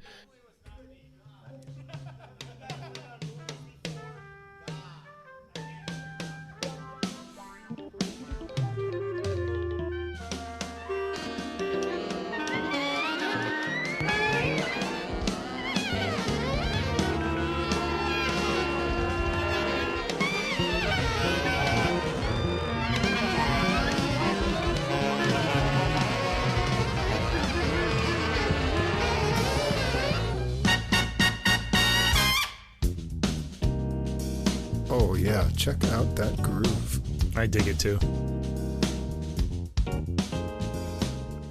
Yeah, so that's a fun start. Now there's a cool repeated riff line that swells in with trombone, saxes, and electric guitar, and cool staggered bari sax blurbs and trumpet hits. The next section has Berg's bass working with sax lines against swelling trombone lines and trumpet interjections. Then there's some too funky guitar. I mean, too much, like 70s TV theme level. Really cool. And very funky trombone solo section from Tom Malone that ends with a high cry and great backing horn arrangements. And by the way, everyone knows Tom Malone. You say, no, I don't. Yes, you do, because he's recorded on more than 1,000 records, like 3,000 radio and television commercials, and over 4,000 live television shows. He was in the Blues Brothers. That's Bones Malone on trombones. If you've seen that movie, you know him. Saturday Night Live Band, Blood, Sweat, and Tears, CBS Orchestra, and a member of the house band on The Late Show with David Letterman. I'm sure you've seen it before if you're in the U.S. Then Brian Gorel gets an intense tenor sax solo with some huge brass stabs pushing him along. The horns build up in a tight arrangement of crazy syncopation and have some exchanges with Greg Bissonette's drums. Then we hear the main tune section from before. It vamps for a bit and gets soft. I thought there might be one of Mike's dreaded fade-outs, but no. It builds up to a big drum break and final brass blasts. And so it's a real high-energy start to the recording. I should say in jazz, this was a good week for the fade-outs because I don't think there were any. No, I don't believe there were. I don't remember any anyway. Yeah. So track 2, a tune from Randy Brecker, Sponge. And I guess Chris Berger arranged it from the composition he sent him. And Randy Brecker is featured here. John Simon's drums get it started. The melody line has edgy intervals and harmonies and really pierces with blaring trumpets and searing electric guitar working together over a driving beat. The next section is cool with trumpet and sax exchanges over funky keyboard rhythms. Then it takes off swinging over Berg's walking bass and band sections trading off to break for a tenor sax solo from Brian Clancy. There's this really huge hit and fall from the horns that then gets whipped back up into a final scream. This is a kind of really exciting arranging that you can find all over this recording. And I really wanted to just play that as a little sample.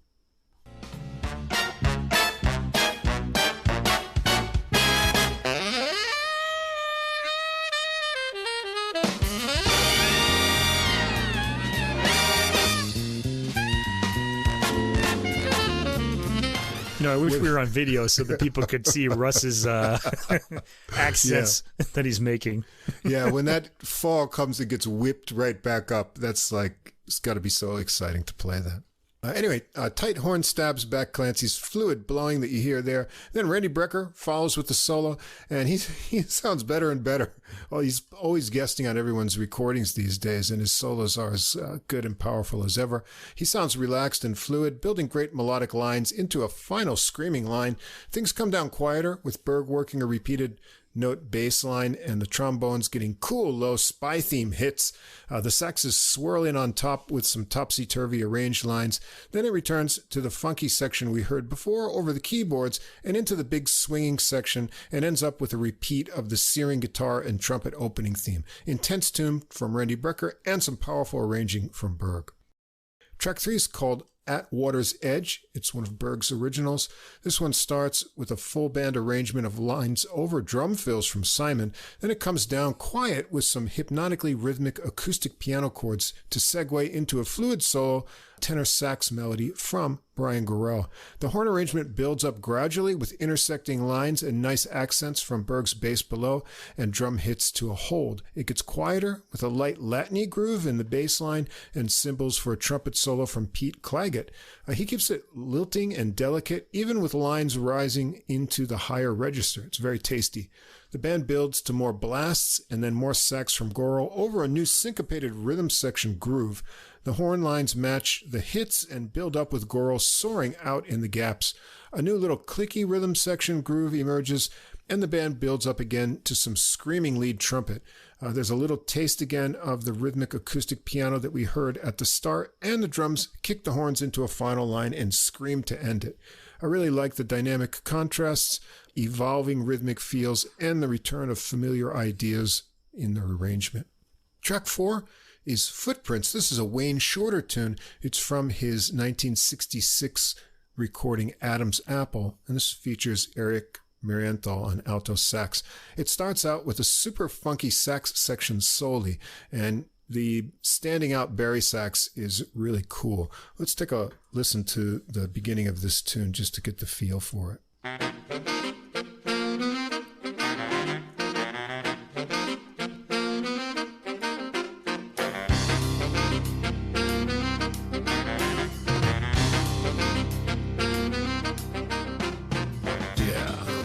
Love that bari sax.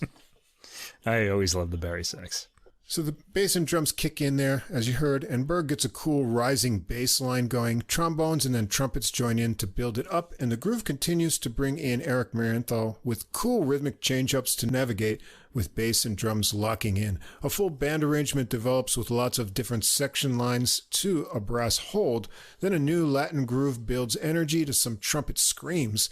Kent Ellingson has a caffeinated acoustic piano solo with lots of speedy lines and punctuated chords, and Marienthal is next for a solo as Ellingson adds some nice Cubanesque piano below. It's a great groove with extra Latin percussion, and Marienthal keeps it searing with intense licks and altissimo reaches. The horns stack up in backing lines and continue on into a powerhouse full band section into a drum solo from John Simon with some cool beat change-ups. The whole band is back with the melody sections and that driving Latin groove section into some final holds and gaps for Marienthal to cry out, and a final alternating note trumpet scream. Really exciting stuff. Track 5 is the title track, Chris Berg's Perspective. A cymbal roll brings in horns ringing in like stacking bells on long tones. The bari sax and Berg's acoustic bass on this one have neat lines together before things kick up with drums and blasting horn lines to a little break. Then the trombones get some syncopated fun on their own to get things swinging. There's a nicely arranged melody line of tenor sax and harmon muted trumpet that other horn lines build around in a full band arrangement. Nice rhythmic change-ups and cymbal work underneath by Simon. Back to the solo bone section and another band build up to a medium swing groove with walking bass for a tenor sax solo from Brian Clancy with horn backing. I like how the tempo gets a halftime feel at the end and then a reset with the rhythm we heard on the bones played on the piano for Stuart Mack to get a trumpet solo over. He builds short phrases with some half-valve effects into some agile double-time lines with great phrasing. The saxes get a tribal war dance rhythmic thing going with the drums next and the brass more moving lines on top. It builds more with some intense drums and a cool triplet line into a full band swelling arrangement. We hear the earlier theme, this time with open trumpets, to a subdued ending with some muted trumpet added. Very rhythmically interesting arrangement. Track 6 is From A to Z, also a Chris Berg original. This one starts with 4 measures of funky bluesy solo piano from Kent Ellingson. Bass and drums join in for a repeat with some Latin percussion too, making a fun groove. Tenor sax and guitar get the sassy melody that gets some stop time spots into the trumpets, taking a turn at it, and then handing it back to the sax and guitar and building lines and blasts with the trombones. Then a fun bass and Latin percussion interlude. The trombones build in with lines, then saxes and trumpets to a solo break for Thomas Abbey to get a trumpet solo. Nice Latin feel and phrasing. The horns build to another break, and then an animated piano solo from Ellingson with speedy lines. The next break is for Keith Oshido's trombone with some tricky slide work and nice weavings through the chord changes. The whole band has a nice section to a reset with the piano and a final whole band build up with the melody, bass, and percussion with bones again. The final exchanges between trumpet screams and bari sax blasts are a lot of fun. Track 7, another Chris Berg original, Adventures.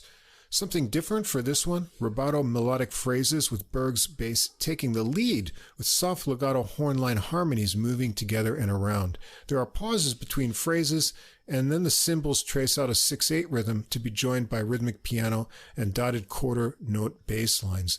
The horn sections have legato lines weaving with each other as it builds up with some Latin percussion too.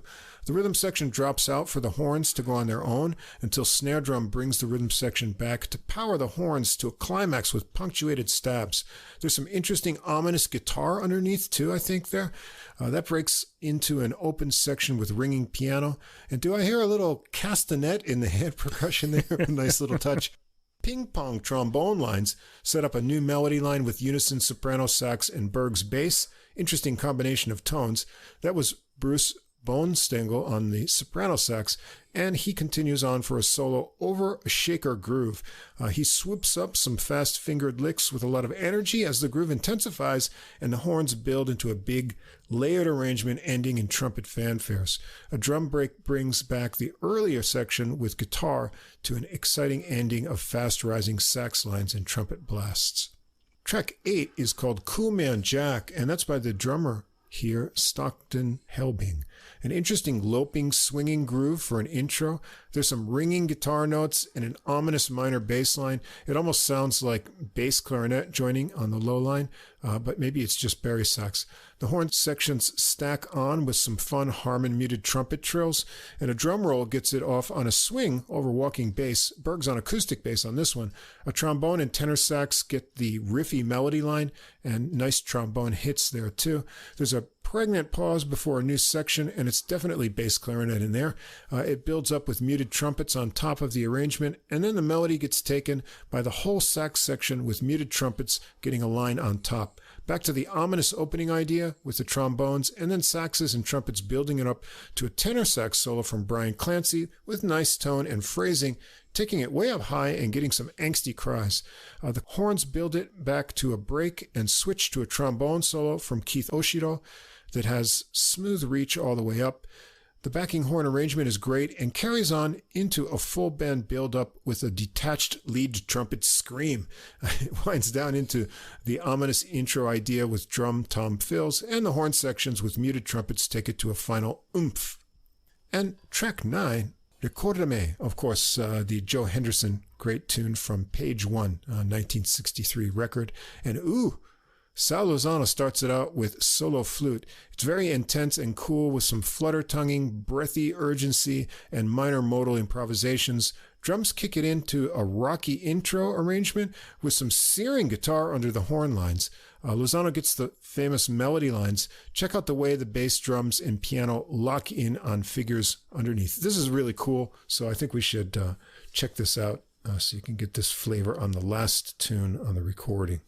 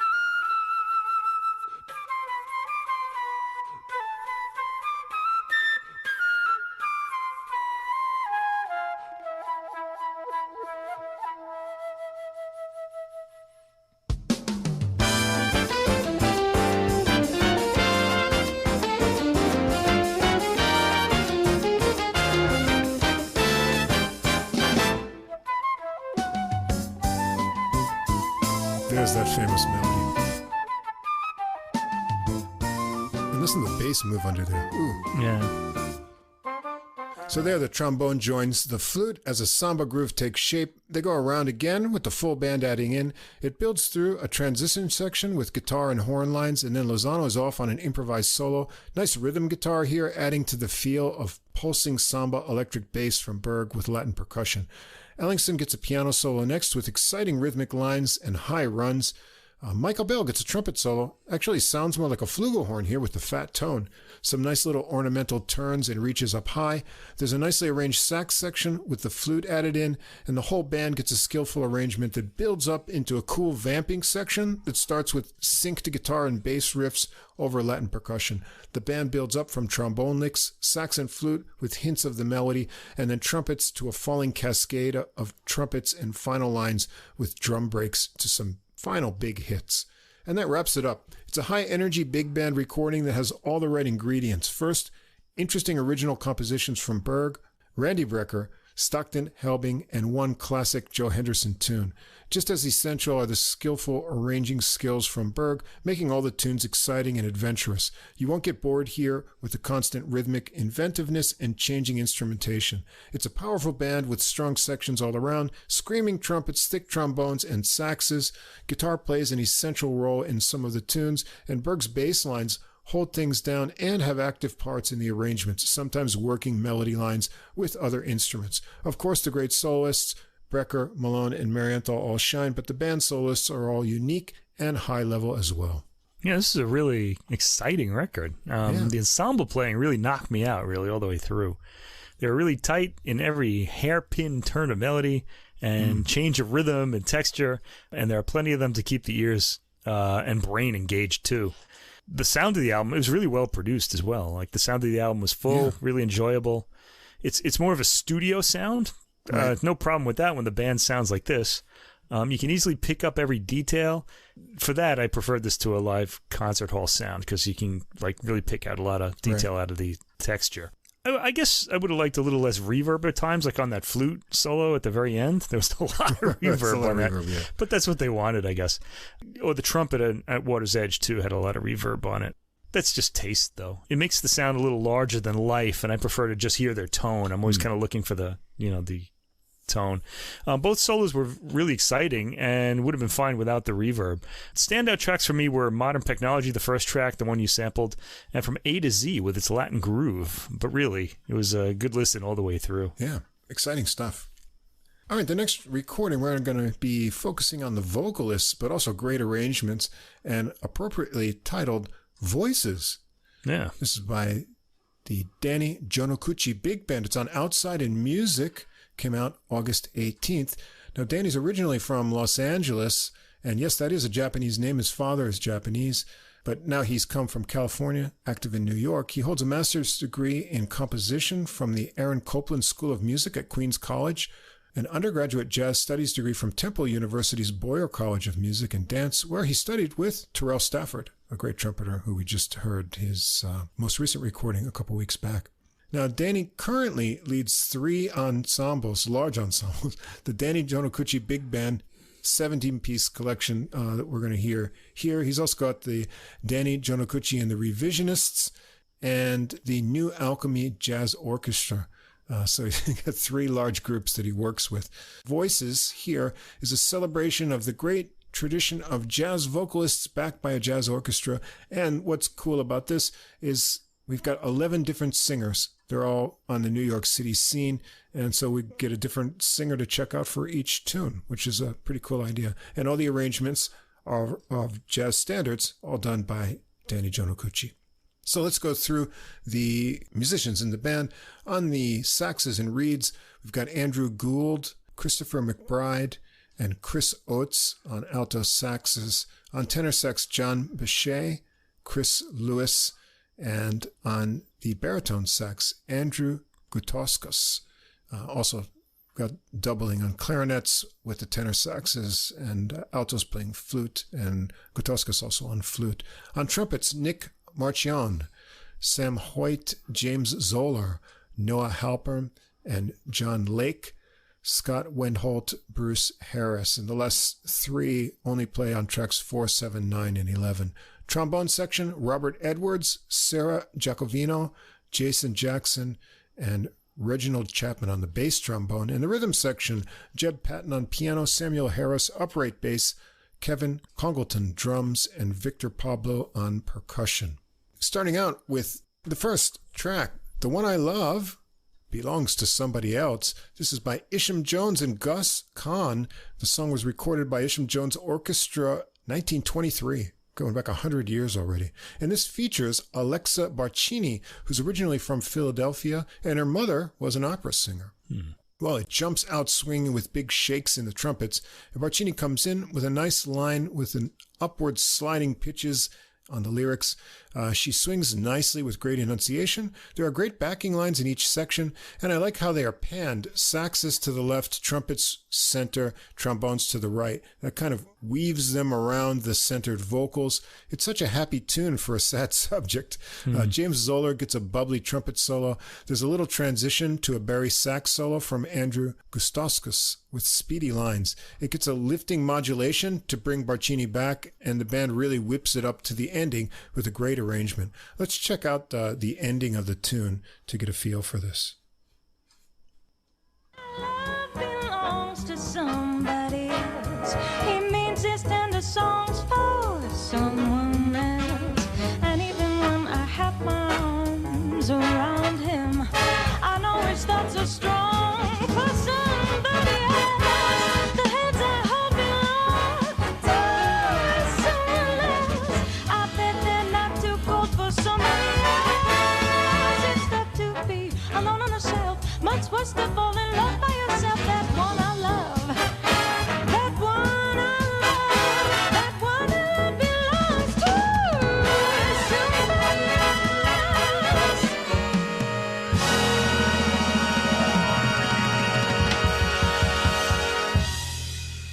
Yeah, exciting. All right, track 2, All of Me, Gerald Marks and Seymour Simons. It was first recorded by Paul Whiteman and his orchestra in 1931. This features Tahira Clayton, originally from the Dallas-Fort Worth area.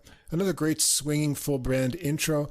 Clayton has good phrasing and playful pitches through the melody. The trumpets really blast out a section into a trombone solo from Robert Edwards. He makes it really melodic with interesting articulated rising triplets, some high cries, and fun falling pitches. A lifting modulation gets Clayton soaring higher on her return, really belting it out to a big ending. It's an energetic performance and an exciting arrangement. Track 3, Social Call, it's a tune by Gigi Grice and John Hendricks, first recorded and released by the Art Farmer Quintet featuring Gigi Grice 1955.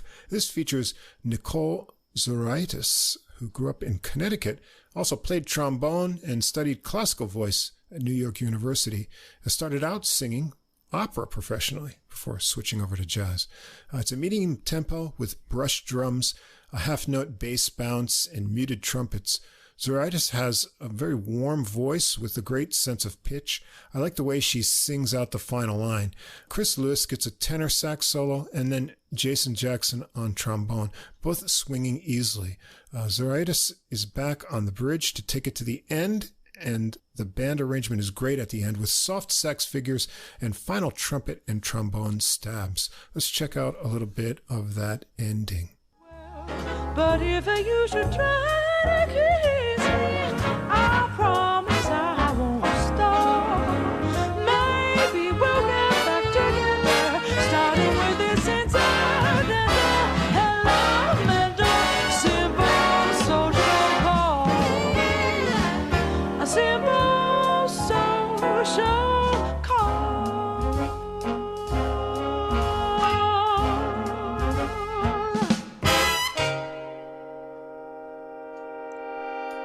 Ooh, really nice. Yeah. I really wonder what her opera voice sounds like, because this sounds like a total jazz voice to me. You know? Yeah. Interesting. All right, track 4, another tune everyone knows, Summertime. George and Ira Gershwin, of course, from the 1935 opera Porgy and Bess. This features Brianna Thomas, born and raised in Peoria, Illinois. She made her singing debut at the age of 6. She's the daughter of drummer and vocalist Charlie Thomas. The drums kick it in with quite an original introduction. I hear a little muted wah on a trumpet there. That tells of things to come. Thomas has the perfect voice for this song with subtle dynamics, bluesy vocalizations, and a quivering vibrato. The slow tempo really lets her work it. Andrew Gould gets an alto sax solo with slinky and searing lines, and I didn't know how much more Thomas would be able to wring out of this tune, but she's got a lot left. I just want to hear a little sample of this because it's so powerful.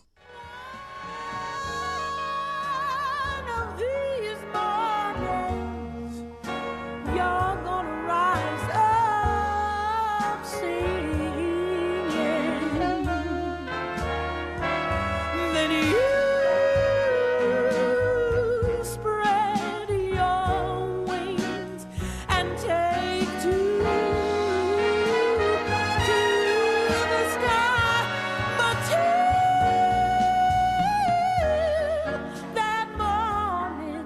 gives you the chills and the old hair standing up on the back of the neck. Yeah.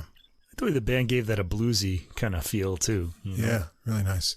Well, the plunger mute is back for the trumpet on the melody, and the notes don't say who it is, but that's a part I'd love to play. It sounds like a lot of fun. It comes down really soft and rubato for Thomas to take it to a final wail with screaming trumpets and the plunger getting some last rips. It's a very powerful performance from both vocalist and the band. Track 5 is You Turn the Tables on Me. Louis Alter and Sidney D. Mitchell. It's a popular song written for the 1936 film Sing Baby Sing, and this features Chanel Johns from Hartford, Connecticut. It's a great swinging full band intro with a little break for the first vocal phrase. Johns has a distinctive voice tone. She sounds joyful and has little Ella Fitzgerald-like ornaments in her lines. The full band swings hard into a trumpet solo from Noah Halpern with nice tone and some fun high shakes and a final double-time lick. Johns is back and keeps the energy high right to the end as the arrangement builds up. A really classy singer here. Track 6, What a Difference a Day Made. Maria Grever and Stanley Adams. It's a popular song originally written in Spanish, as we found out. We heard not too long ago. This was originally a Mexican songwriter with the title Cuando Vuelva a Tu Lado. The English version was popularized by Dinah Washington. This features Alita Moses from Philadelphia. She's performed with the Lincoln Center Orchestra for a big band holidays performance. A really fun arrangement for this one with a samba feel. I love how the legato flute lines are set against the staccato brass in the intro, and I like Moses's relaxed phrasing over the busy band rhythms. Let's just check out the start of this tune.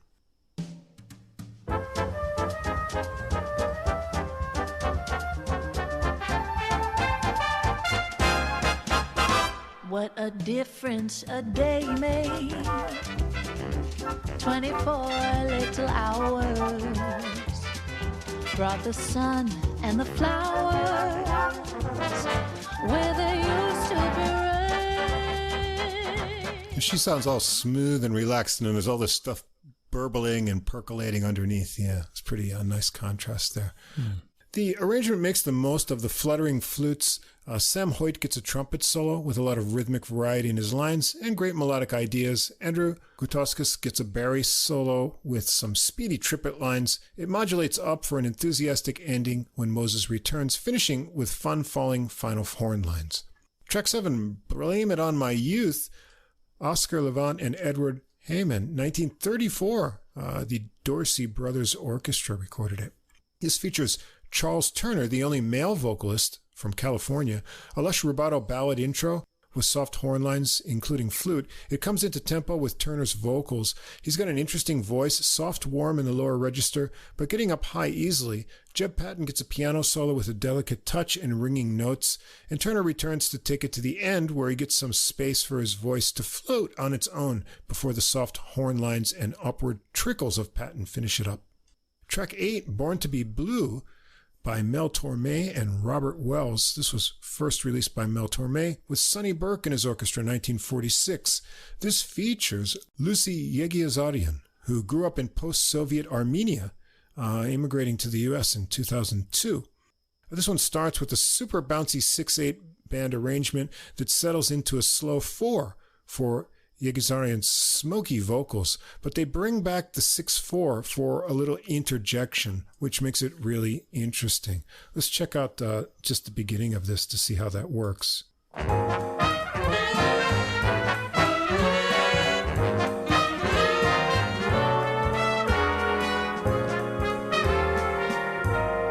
Some folks were meant to live in clover, but they are such a chosen few, and clover being green is something I've never seen, 'cause I was born to be blue.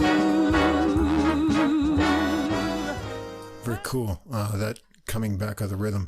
Well, fabulous voice and phrasing, nice slinky sax backing lines and thick trombones. They give it a Latin feel change up on the bridge that really picks up the mood. There's a lot of nuance in her voice and great vibrato use. It returns to the slow 4/4 for the final A section, but then they kick it up into the 6/8 for a full band build up into screaming trumpets and then a trombone solo from Robert Edwards with speedy slide work. Chris Lewis follows with the swinging tenor sax solo, and Patton wraps up the solos on piano. Great band backing lines with a lot of variety, and the Barry sax sticking out over in the left channel.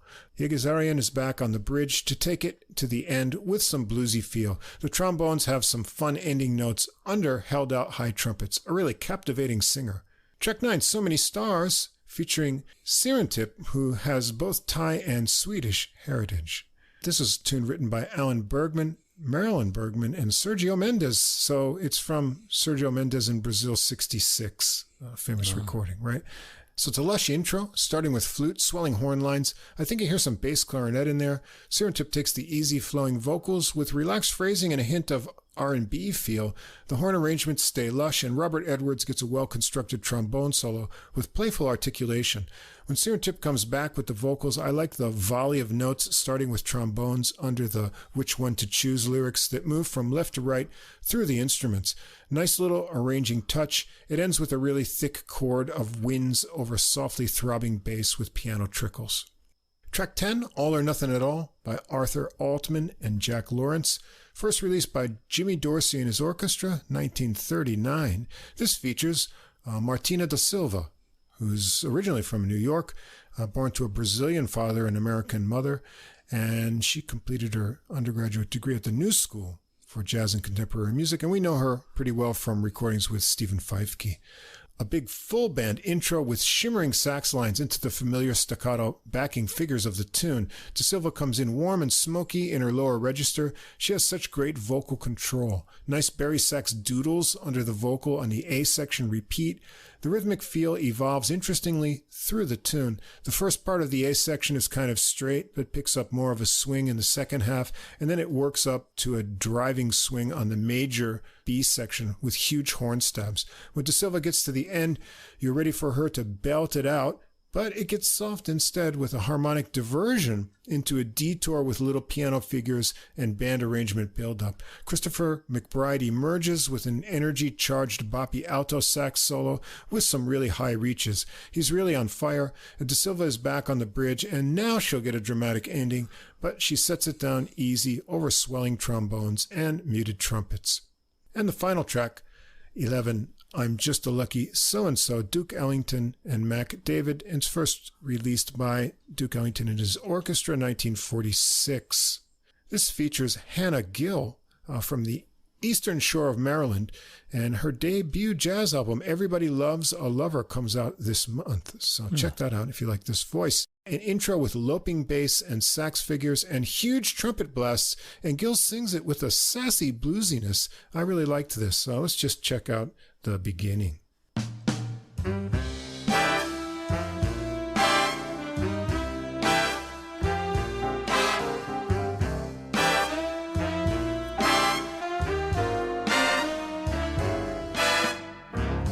As I walk down the street, seems everyone I meet gives me a friendly hello.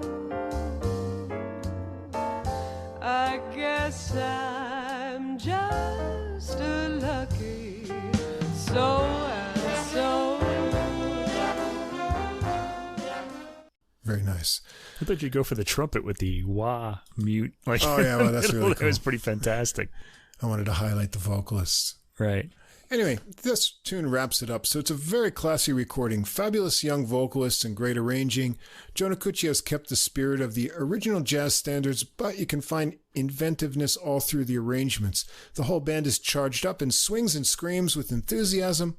There are enough lush moments with bass, clarinet, flutes, and mutes to balance out the big blasts, and a variety of instrumental soloists sprinkled in, Robert Edwards getting the biggest workout with lots of trombone solos, who is, by the way, the husband of Vanessa Perea, another great young vocalist who we heard in an episode just a few weeks ago.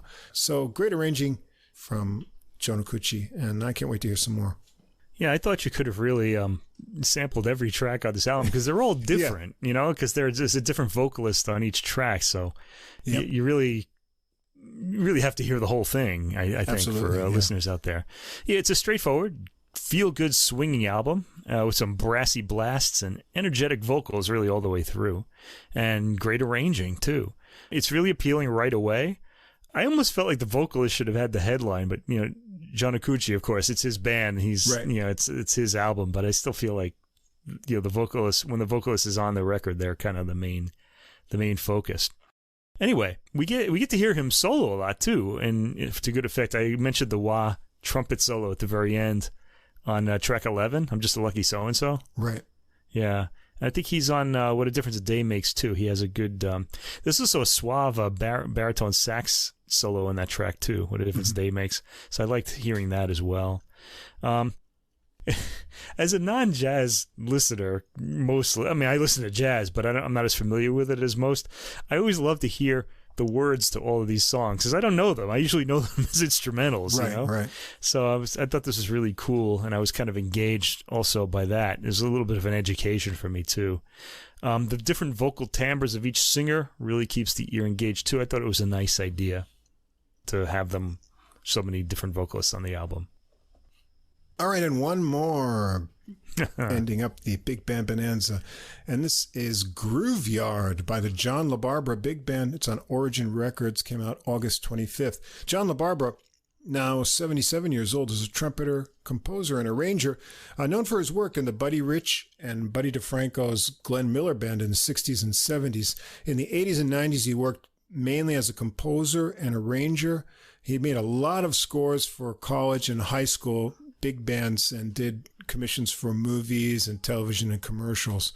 And his On the Wild Side recording was nominated for Best Large Jazz Ensemble Grammy Award in 2004. In the area of jazz education, he directed jazz ensembles at Cornell University in Ithaca, New York from 1988 to 1991. And then he was on the Jazz Studies program faculty at the University of Louisville. Now, if you played in a high school or university big band in the 80s or that time, you've surely played many of his compositions and arrangements. I know I did. And I remember one great one. Everyone loved The Tiger of San Pedro that he originally wrote for trombonist Bill Watros. That was a really fun one to play. Now, he and his brothers, Pat on sax and Joe on drums, who also play on this recording, were big names when I was coming up in high school and university bands in upstate New York, and because they're all from Western New York. And as a matter of fact, I think it was John, could have been Pat, but they were adjudicators at music competitions that I played in, and you would often get a cassette tape back of the performance with the judge commenting on it. I remember listening. I can't remember which of the LaBarbera brothers it was, but back 35 years ago. So I remember listening to those comments. And here we are 35 years later, and I'm going to talk about your recording. So, how's that for irony? Anyway, in the John LaBarbera Big Band, John LaBarbera is the leader, conductor, and arranger. In the sax section, we've got Steve Wilson, Erika von Kleist on alto saxes. Wilson's the lead, and they both double on flute. Tenor sax, Pat LaBarbera, Sam Sadogorski on tenor and clarinet. And LaBarbera also plays soprano on this recording. Andy Gutauskas, baritone, sax, and bass clarinet. And John Ruiz on clarinet on track 6. Trumpet, John Chudoba on the lead trumpet. Also, Brian Paresci, lead on tracks 7 and 9. Brandon Lee on trumpet, and Clay Jenkins as well. Trombones, Ryan Kieberly, who we hear quite a bit on the podcast. We heard his Brazilian recording most recently on lead trombone. Mike Davis, also trombone and lead on track 9. Sarah Giacovino, David Taylor on bass trombone. The rhythm section is Brandon Coleman on guitar, Renee Rosnes on piano and keyboards, Rufus Reed on acoustic bass, Frank Gravis on electric bass, Kiko Sebrian on percussion, and Joe LaBarbera on drums. So we'll start out with the title track, Groove Yard, a tune by Carl Perkins. No, not the one with the blue suede shoes. No, not that but guy. The LA-based jazz pianist who worked with Curtis Counts quintet that also featured Harold Land and Jack Sheldon. Now, the first recording of this tune was actually by Harold Land in 1958, Harold in the Land of Jazz. Well, this gets off to a great start with brass blasts, bluesy melody licks in Coleman's guitar with the saxes and low bass pulses thickened by bass trombone you can hear in the right channel. Then loping bass and piano chords set up Pat LaBarba's tenor and Coleman to take the melody. Let's check out how this tune gets going.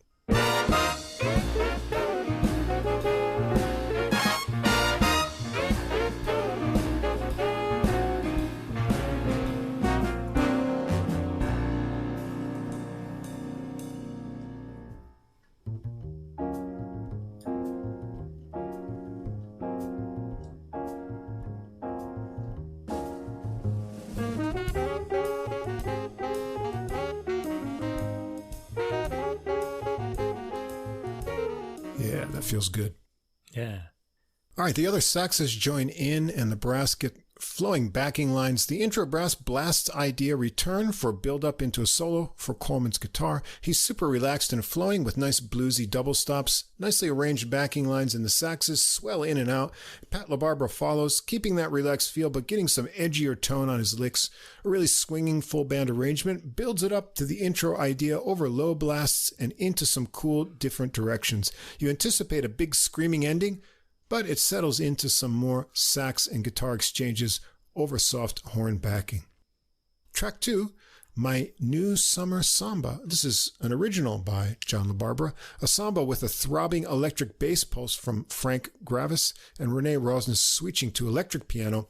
The rhythm section gets a 16-measure intro. The horns come in on the last measure to a quick pause to set up the melody. Sounds like soprano sax and trombone. And then we get flute lines on the next section mixed in. A muscular trombone sectional into full band fun with trumpet blasts sets up Pat LaBarbera for a soprano sax solo with snaking lines. Backing lines from the saxes on the left and bones on the right trade off. Trumpets give it a climax, and then hi-hat and bass drum take it into a really fun arranged section of soprano sax, trombone, and I think flute too over bari sax and bass figures. The band builds up to hits over hi-hat to get Ryan Keeberly started on a trombone solo. He really blows it out with great tone and ideas. It works into a full band arrangement of powerful brass lines and sax lines escaping underneath. Super screaming lead trumpet from John Chidoba. Some drum fills settle it back into the melody arrangement of the three instruments, and then the thick trombones into the full band. There's a great undulating line that gets passed around from the electric piano to the saxes, rising to a final scary screaming chord. Track 3 for Eola. This is a Dave Brubeck tune. It's a ballad that he wrote for his wife and the title track of his 1984 recording. Pat LaBarbera on soprano sax starts it out over just the piano of Renee Rosnes. It's rubato and pretty. Rosnes gets into a waltz feel with some rhythmic chords, joined by acoustic bass and brush drums, and she gets to work up a little piano section. Then John LaBarbera has arranged a nice little section of flute and bass clarinet before Pat returns on soprano with more melody. Soft backing woodwind and muted brass lines flow in, and a full band arrangement works up with more aggressive drums driving it along. Rosnes gets an improvised piano solo, nice flowing lines and climbing chords backed by the flute and bass clarinet lines. Pat has a soprano solo backed by some soft muted horn lines. The whole band swings out with full-bore trumpets before it comes down softly with just the rhythm section and Rosnes' piano, bringing back the soprano sax, and then the whole band for some joyous sounds into Rufus Reed's descending bass lines and lush woodwinds to end it with a few final soprano flurries. Track 4, Thanks Hank, another John LaBarbera original, and that would be Hank, as in Henry Mancini, and you'll recognize the cool Mancini stylings if you know his music. It starts with a huge horn blast into Rufus Reed walking the bass over light hi-hat. It's got a bluesy minor melody worked by tenor sax and guitar in unison. Let's check out just a little bit of this once it gets going.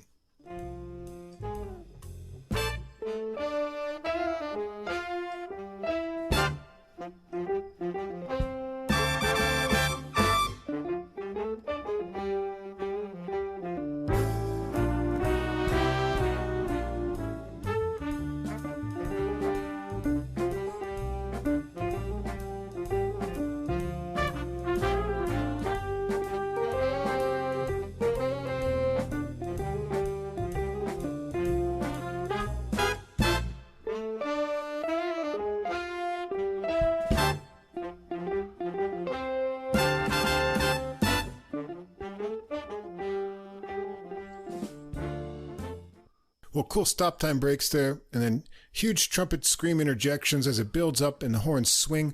Rosnes gets a piano solo first. She has some cool rhythmic licks, some double time running lines, and punchy chords. The band works up a series of falling blasts to bring in a tenor sax solo from Sam Sadegorski, who gets slinkier running lines as he goes on, and the horns back him. A nicely arranged full band swinging arrangement builds up, with each section doing its thing into a powerful climax.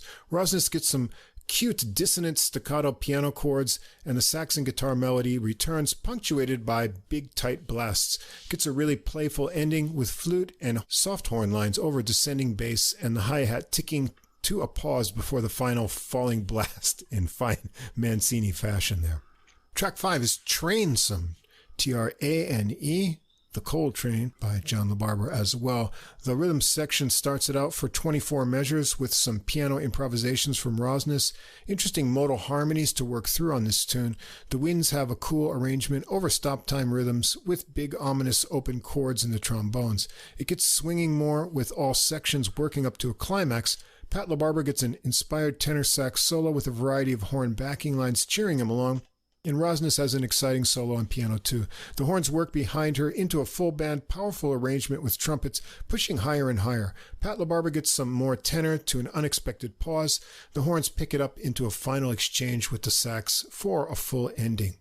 Track 6, Choro para Tiago, another John LaBarbera original, and time for some Caribbean clarinet fun. This is a fun track. One reason Sam Sadegorski do the honors on clarinets with the melody coming right in between band blasts. Frank Gravis's electric bass propels this one along, and if you know your Dizzy Gillespie, you might catch hints to his "and then she stopped" and "salt peanuts" in here.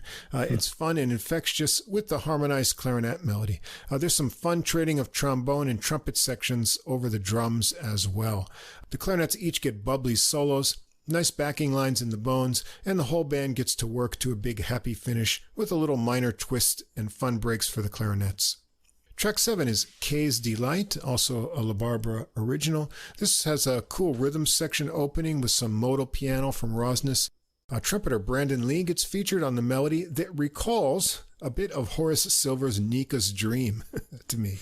It's got a nicely subdivided Latin beat from Joe LaBarbera's drums and breaks into a grooving swing for the full band on the bridge. The horns work those modal licks we heard from Rosnes at the beginning, and it suddenly cuts to solo piano and then horn blasts to bring in Lee's solo. He navigates the rhythmic field change-ups, choosing melodic paths nicely through the chords. Sam Sadegorski gets a tenor solo too. The full band arrangement is cool with swinging saxes, brass stabs, and then the trumpets taking the top before Lee and Sadegorski get some more solo exchanges and a little piano too in the ending arrangement. Track 8, the Mandatory Blues. I guess every album needs one. Also a LaBarbera original. It's a funny title. This has really raucous intro with screaming trumpets over moving trombone and sax lines that build up to a clean 2-measure break. Rufus Reed's bass picks up into the 12-bar blues melody arranged for flute, bari sax, muted trumpet, and piano. It's kind of cute. Let's check this one out at the beginning.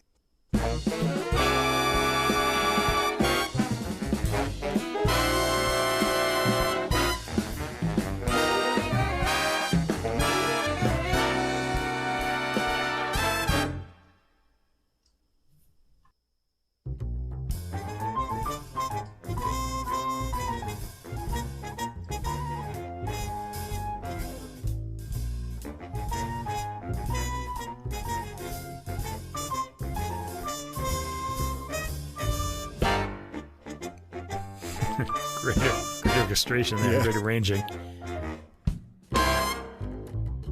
Yeah, we'll go around. Is it a bass saxophone in the bottom? I think it's just Barry there, yeah. Barry sax, sorry. That's what I meant. Yep. Yeah. All right, they go around again there with no more horns hits building up. There's a transition section into the intro, bringing in Steve Wilson for an alto sax solo. He's got a unique pleading tone and continues on with interjecting powerful horn sections. Clay Jenkins is next on trumpet, relaxed phrases and puckish figures. The whole band gets a big arrangement with interval lines that really whip it up, and the sax section then gets to work the melody once and then back to the original flute, bari, and muted trumpet arrangement for a round. It gets an outro like the intro into a final blast. Track 9, Sweetness. This is a tune by Curtis Fuller from his 2011 The Story of Kathy and Me. That was dedicated to his wife, who I believe passed away from cancer. This is a really happy sounding tune with a great arrangement. It sounds like one trumpet, one trombone, and a tenor sax together on the main phrases with answers and hits from the rest of the band. The rhythm section sits out on the horn lines and then accents the answers and gets a medium swing going on the rest of the phrases. Andy Gutauskis gets a bari sax solo, showing off a lot of agility with speedy double-time phrases. The whole band swings hard on a section to bring in Michael Davis on trombone solo with some sassy slide work and bendy notes. The whole trombone section gets a really nice arrangement to swing through, and the trumpets get some screaming, and Davis has more to say before they get back to the melody for another round and a big finish with yet more soaring trombone on the final notes. And we're going to end up the recording Track 10, Keiko's Birthday March. This is an Elvin Jones tune from his 1968 album Puttin' It Together that featured Joe Farrell on sax and flute. Well, Joe LaBarbera gets to march it in with a long drum intro. The minor melody has got cool syncopated horn stabs that contrast with longer swinging lines. The drums fill all around and get solo spots. The band is really on fire when things get whipping along. Pat LaBarbera has some tenor sax soloing with just Joe's drums underneath and also giving some exchanges with him before the rest of the rhythm section joins in, and the band gets backing lines into a section that transitions to a trumpet solo from Clay Jenkins. He gets himself into some topsy-turvy figures with some bluesy ideas as well. Full band stabs over the drums lead to a longer drum solo. There's more full band antics before a newly arranged section of horn figures and interjections back into the hard swinging melody section, and a final drum break before the horns end it. So it's a really exciting big band recording with a lot of energy. John LaBarbera knows how to arrange horn sections that really swing and shout out. I'm sure that was a requirement for the Buddy Rich big band, but there's also a lot of great subtle things in the arrangements as well, with woodwind tone colors of flute and clarinet and muted brass to enjoy as well. His original compositions stick in your ear, and he digs deep into the catalog of originals by other jazz musicians with tunes we haven't heard in a while from Carl Perkins, Dave Brubeck, Curtis Fuller, and Elvin Jones. With his brothers all here, the family's still going strong together, exciting solos all around, and top players in the band, including Rufus Reid, Ryan Keeberly, and Renee Rosnes. Big band fans don't want to miss this one. Yeah, there's a great ensemble playing variety of styles. Let me just single out a few things that I really liked on this. The piano playing on track 3 for Ulla, and track 4, Thanks Hank. Great sounding piano on that. Really classy playing and beautiful sound as well. Let's see. There's a wind section playing harmony in the left channel for Ulla that I really liked. I really liked the arranging there. And there's also kind of on some tracks, there's a goofy sense of humor, too, which I really like. They don't take themselves too seriously. Like Mandatory Blues is one. Right. And, of course, Choro para Tiago also. This is kind of a really fun track. Like you said, I wanted to say this a different way. There's a reaching back into the past for some of the jazz idioms and characterizations that you don't really hear enough of today. And I was thinking of Henry Mancini would be a good example of that. I remember his music was almost ubiquitous because we used to have movies and he would score movies and things when we were younger. Now you just don't hear anything like that anymore. Right. So it's kind of nice to hear it here. Certainly put a smile on my face, and for all the adults out there, it's upbeat and enjoyable album. Right. So there you have it. A full program of concertos and then big band. Yeah.